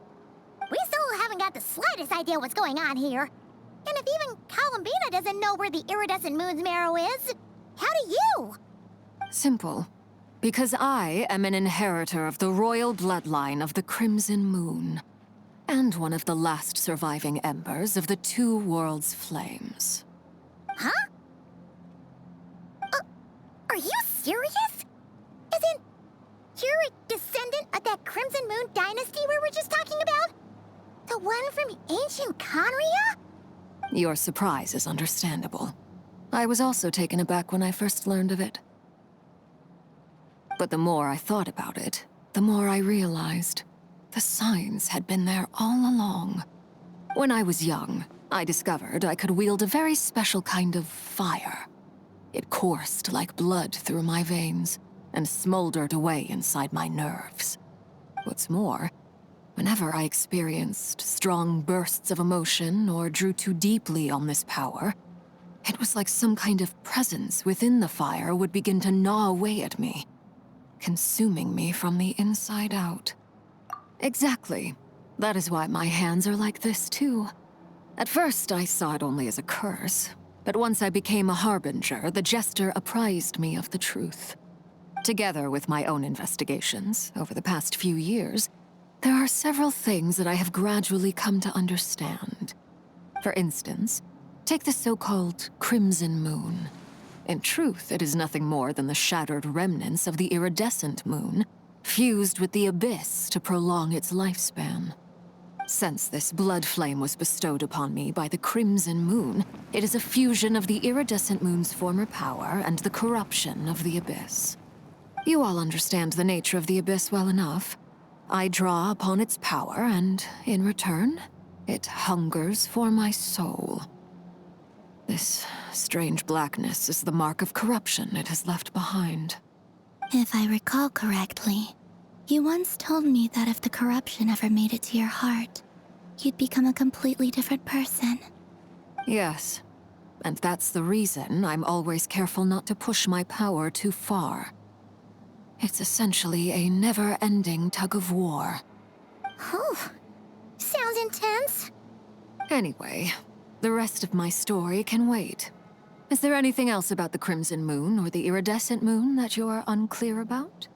Paimon has a question. So, the Crimson Moon that the Karians used to worship was actually the Iridescent Moon, right? Which was one of the 3 moon sisters. Does that mean that the Karians were to the Crimson Moon as the Frost Moon Scions are to the Frost Moon? So much of that history has been lost. We have no way of knowing exactly what they were like. But I would suspect that the Conrians weren't as devout in their moon worship as it might appear. The iridescent moon's remains simply served as their link to the Abyss. Later on, perhaps someone discovered a way to make direct contact with the Abyss. Or maybe there was some kind of ideological divide. Either way, a dissenting faction staged a coup and drove out the royal heirs of the Crimson Moon dynasty. Still, even with the dark sun looming high overhead, the Crimson Moon's glow never truly faded. If you want living proof, it's standing right before you. The first time we met, I sensed something familiar in your presence. When I looked at you, I felt I could see that mysterious red moon in the corner of my eye. In your flames, I saw its broken image, surrounded by a strange black aura. Well, I appreciate that you kept it to yourself. Much about the Crimson Moon is still a mystery, and I'd prefer not to end up as the object of an insane research project. Anyway, time is against us here, so if there's any other questions, they'll have to wait. I just want to make sure I've got one thing straight. In her letter, Sandrone mentioned that since you are unable to contain the iridescent moon's marrow yourself, you intend to leave it in my custody, correct? That's right. For now, it's the only way I can pay you back for your help. The iridescent moon is already part of who you are, so with its marrow in your possession, you'll be even more powerful than before. Deal. Then let's get started. Get what started? What does this place have to do with the Crimson Moon? When I first became a Harbinger, the Jester gave me a book called Parenheri, also known as Leobranto Inamorato. You should be able to buy a copy next time you're in Fontaine. It's a love story set in the Crimson Moon era, but setting aside the tangled romances of its characters, it also records a few interesting details. In the Crimson Moon era, or so the story goes, there was an orphanage that received children from beyond the bounds of this world, and subjected them to a peculiar induction ceremony. Beyond the bounds of this world? For real? And what kind of induction ceremony? The Crimson Moon sages looked beyond this world for beings with powers that surpassed the gods. But fearing they might lose control, they subjected these children to a process of refinement. They made these children crawl up a fireplace and kept asking them, "Have you died? Did you see it?" Until they finally admitted to having died and seen a crimson moon.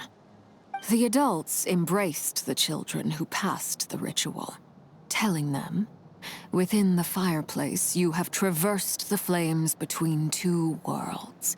Here and now, you are born anew." The book leaves much unsaid, but I suspect that this was their way of branding the children they had enrolled, leaving an indelible mark upon them so that they would forever live in the Crimson Moon's light. That explains why I can't sense the Crimson Moon's marrow in this world. It makes sense that it would be sealed in a special space that can only be accessed temporarily through some kind of ritual. But there's no fireplace here. Do you see a chimney anywhere? Oh, are we supposed to build it ourselves? Okay, fine. Paimon will go find some bricks. That won't be necessary. The fireplace is purely symbolic. The key to the ritual is crossing the flames between two worlds. In other words, the flames that burn within me. Those burned away by such flames leave behind a kind of ghostly afterimage in the world. In the days of Conria, people believed they could be used to bridge the gap between the two worlds of life and death. In short, I can open a passage to that space for you. That's the easy part.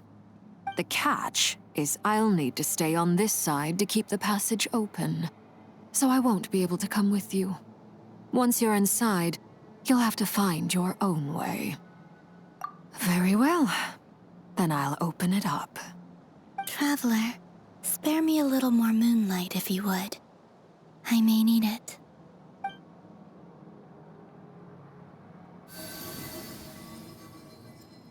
Thank you.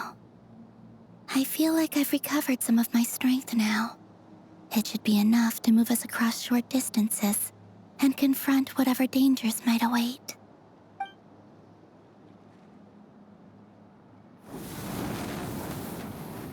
Mistress of the seven hues of ages past, great mother of the present, crimson-clad sovereign of the two realms, by fire severed, by fire renewed, I offer myself now and beseech your descent.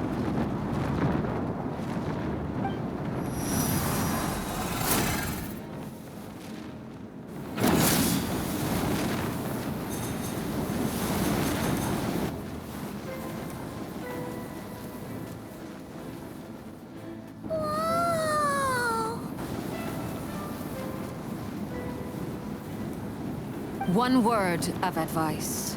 As you're crossing over, no matter what voices you hear, do not answer. Got it! I sense a sinister gloom inside, but also the familiar light of the moon. I feel that I am about to meet an old friend who has changed beyond all recognition. All right, let's go.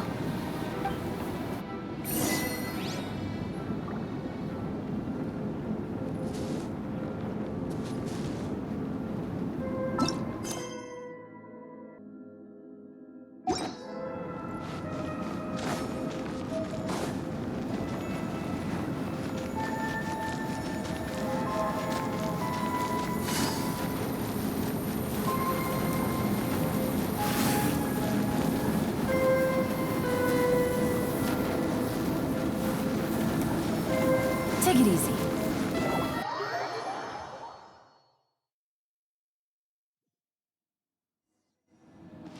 I sense your presence and crave you death and rebirth. Wait, why are you? You have crossed over from another world, transcended fate itself. I have no right to.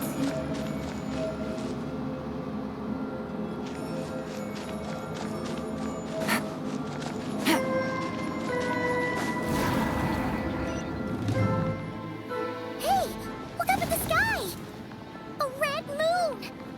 This must be the spot, right? Is that the abyss? It's practically filled the entire place! What now? What a tragic sight. Fragments of your broken body, seized by the abyss and hung up aloft like mummified remains. Iridescent moon, was this truly what you wished for? Careful! There's something spooky about this place. Feels like something is lurking in the fog. Haimon's right behind you. Whatever you do, don't run off without her.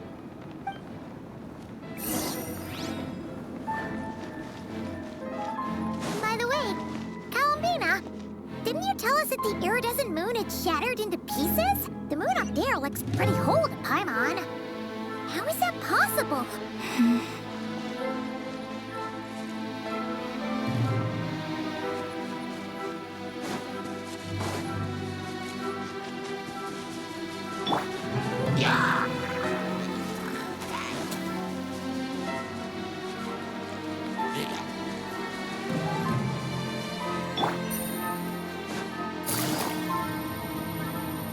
Just like I thought. It was only a facade.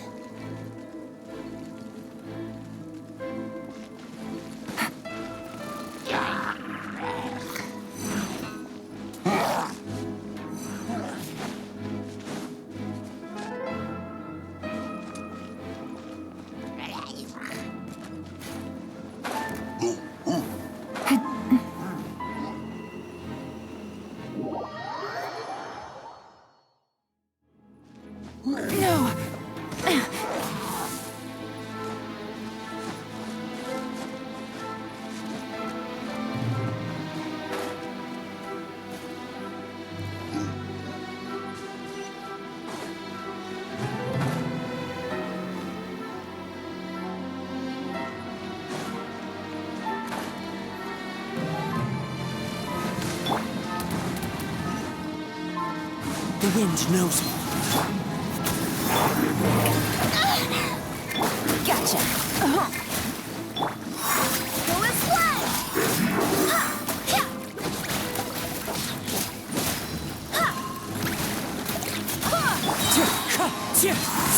Wind, hear me. Shower me with... Go and slide!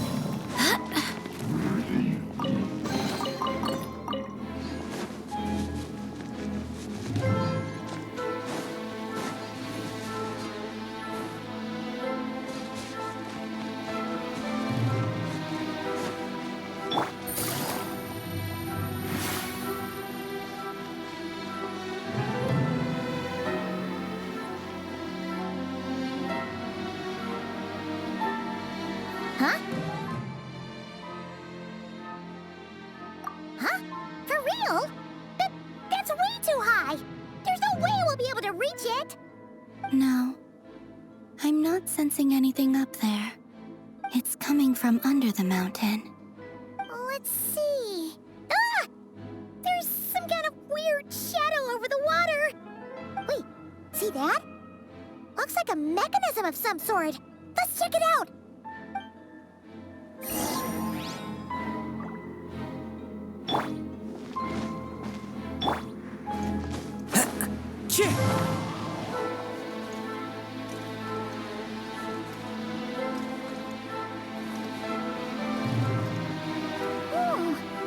Looks like a device from the time of Kyria. Maybe people once came here to study the Crimson Moon's domain, and they left this behind.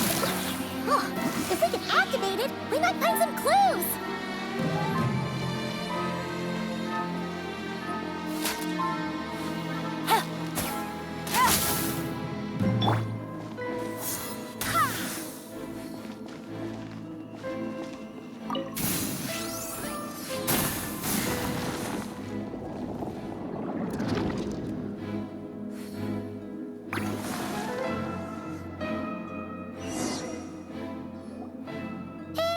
Look at that! Now that the mechanism's running, the shadow in the water looks different. Do you think these mechanisms might be the key to unlocking the secret? Let's try to find more of them! Felindis, we'll leave the rest of the research in your hands. We'll be heading back now. I hope this isn't ruining date night. Ugh. Mind your own business. Just leave me some snacks on the table. Felindis? Is that Rerir's girlfriend? How come we're hearing her voice here? Oh yeah! So, do you think she was studying this strange space all along?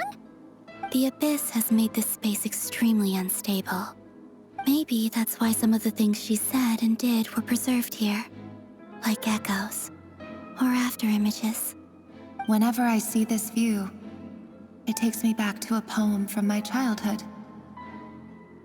Waning moon, oh lifeless damsel, weeping on the mountain crest.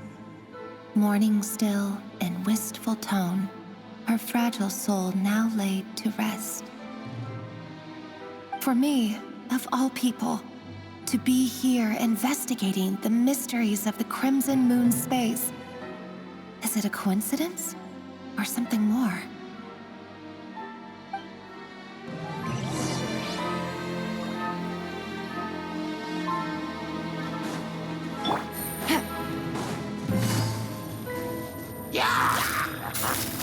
Gotcha. Strike a pose!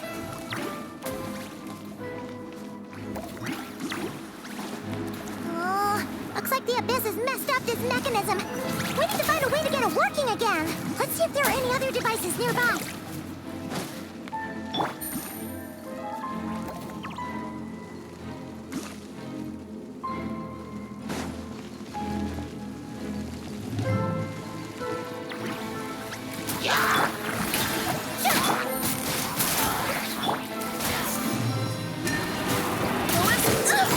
Barbados, guide us.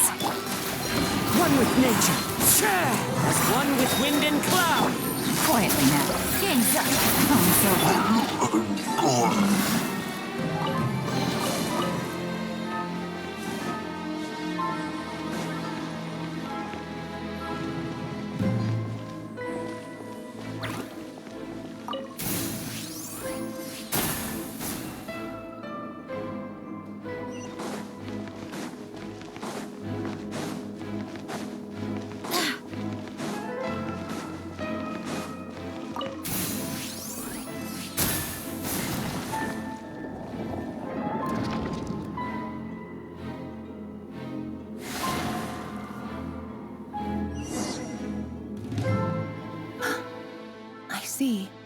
So the moon marrow, or rather the power of the 3 moons, is the key to unlocking.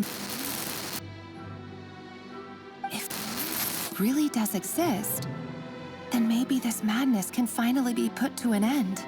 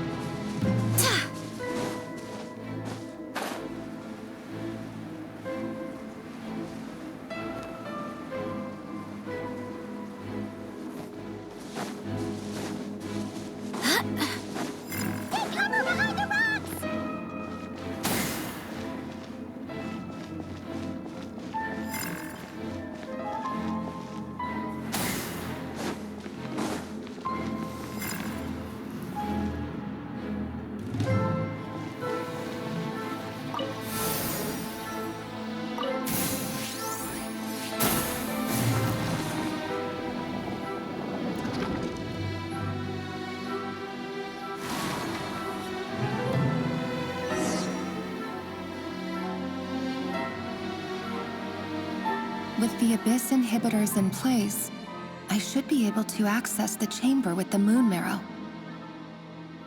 Oh, Rerir, with every step you take, you're drifting further from what you truly desire. But you're not the root of the problem. Ever since that outsider set foot in Conria, the Vinster King has sunken deeper into madness. If only I could get my hands on that outsider.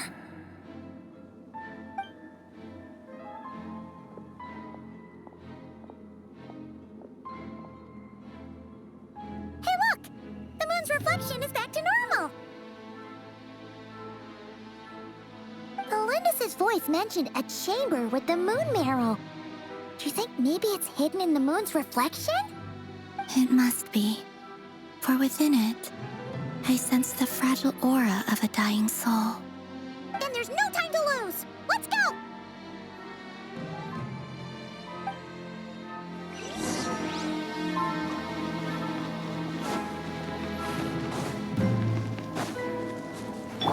Shower me with praise!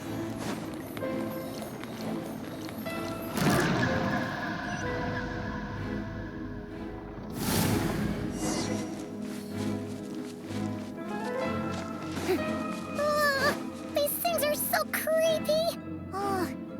Looks like we'll have to destroy them if we want to get to the iridescent moon's marrow.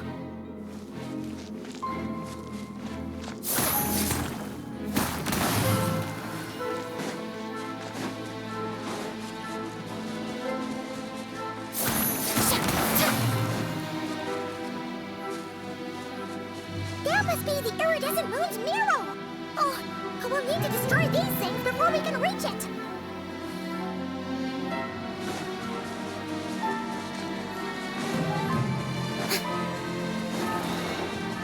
Strike a pose! Gotcha! Cha! Ha! Ha! Ha!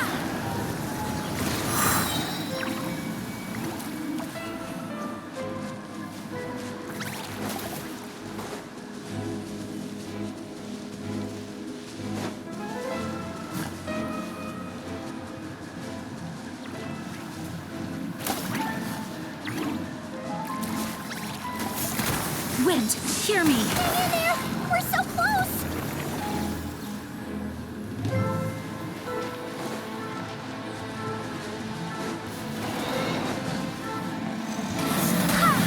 Clouds high. The birds come!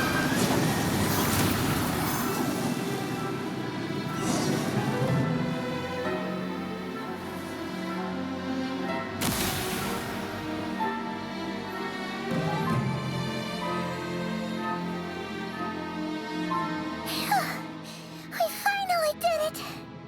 The iridescent moon's marrow, still burning away like an undying flame, yet now contaminated by the abyss. It has taken on a new form entirely. If we can purify the abyssal power within, we should be able to obtain its untainted essence.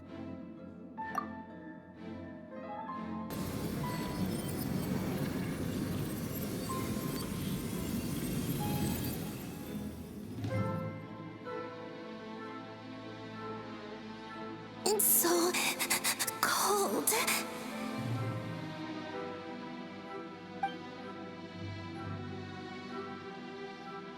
Is it you? Are you here? Huh? Are you talking to us? At long last, I can see you once more. Our fates have crossed, and I am finally free. I'm sorry, I lied to you. Even knowing what was to come, I still couldn't let go of the fear in my heart as death drew near. The moment the moon shattered, my body began to split apart piece by piece. Like I was being cut into pieces by 1,000 blunt blades. My thoughts scattered as the cold crept in. But I could not bear to fade away like that. Tell me, what was it that brought you to us all that time ago?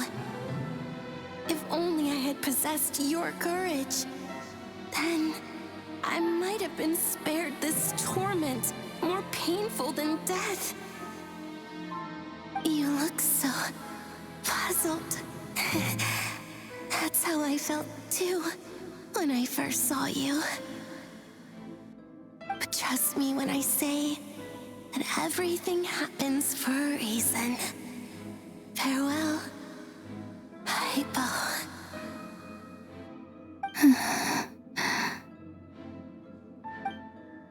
What was that all about?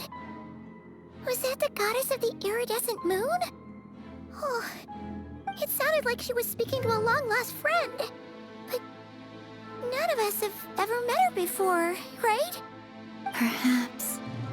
She took me for the goddess of the frost moon she once knew.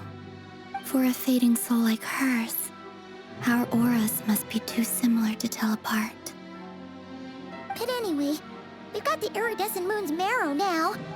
That should help you regain your strength, right? All right, time to leave this place and meet back up with Arlecchino. Let's go!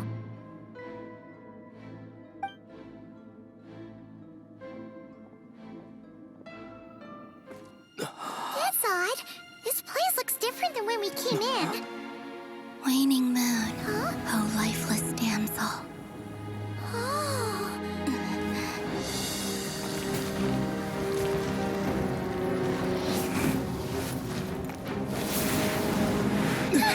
Hurry! The place is collapsing!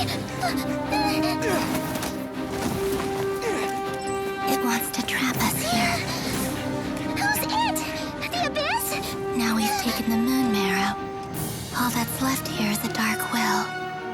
will show us no mercy. Give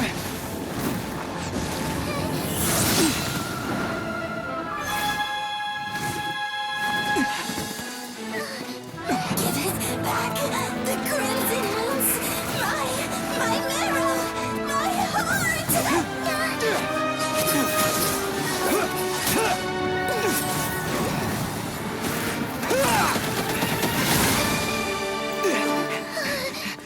Finally! Huh? Oh no! The exit's blocked! They're back! Now what do we do? This is where you fall. Witness my rise. What are you waiting for?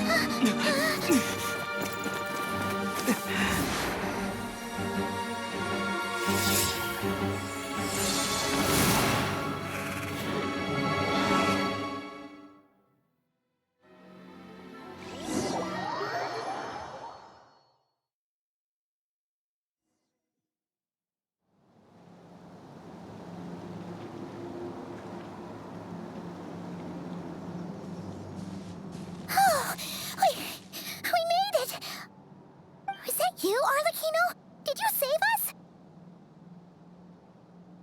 Wait, your hands! They're... Oh, this? Don't worry. It's a small price to pay. The Abyss wanted to trap you inside, and I defied its will by bringing you out. No wonder it's a little angry. No. I have paid the price, albeit a small one, and it cannot be undone. My hands have already fused with the Abyss. Purification would simply destroy whatever's left of them. But surely... Oh, we're so sorry, Arlecchino. Paimon can't believe you'd make a sacrifice like this for us. As much as I'd like to call it a favor, the truth is I was simply holding up my end of the deal. Well, Columbina. Yes, you did your part. And as promised, I will leave the iridescent moon's marrow in your care.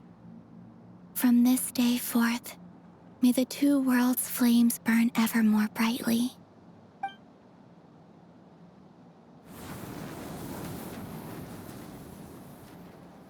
I'll take that as a blessing. Now, Columbina, give me your hand. Accept this moonlight I offer in return.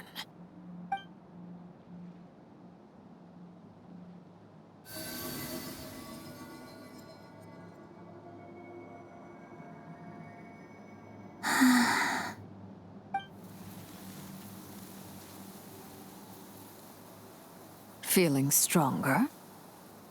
Hey, Columbina, are you okay? I'm fine. Our powers are a little at odds, that's all. By the Frost Moon's authority alone, wielding the power of the other moons was always going to be a stretch. Still, I think it's fair to say that your strength has returned, at least to the level it was at as Third Harbinger.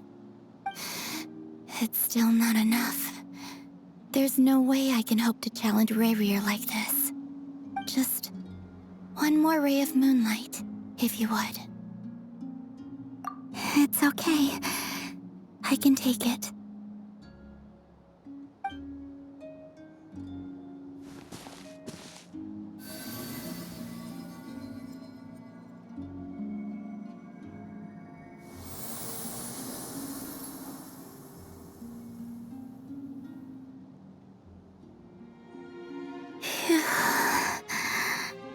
How about now? Fighting fit? At the very least, I won't have to stay hidden like before. I want to see him gone from Not Cry. The rerir of Solnari and his wild hunt must be sent back where they belong. Well, it's good to have something to aim for. You certainly seem more alive now than you did earlier. When I first met you, you didn't strike me as a ray of moonlight. More like a wisp of fog drifting in from who knows where, ready to scatter at the first sign of a breeze. But now, You're full of vitality, just like the Frost Moon, once the brightest of them all. May you keep shining, Columbina. This is who you are. Thank you. Look after yourself too, Arlecchino. I know you have plans of your own, and that's why you're always seeking to grow stronger. But whatever you're after, don't let the Abyss take a hold of you. I do not wish to see you go down the same path as rerir. I appreciate the concern, Columbina. Although perhaps it's time you took a new name. A new name? Kutar, the Moon Maiden, Columbina, they're nothing more than code names. They describe who she is and the roles she's played, but they're not her real name. We often use code names in the House of the Hearth, too. But it's knowing your real name that keeps you grounded. Up till now, you've been living a wandering life, so you've probably never really cared. All I'll say is this. Once you've defeated Rerir, give it some thought. All right, that's it from me. I'll get you back safely first, then go meet up with Sandrone. You're the best! I appreciate the gesture. It speaks to your good character. Anyway, let's get going. There are more urgent things to do right now than trade compliments.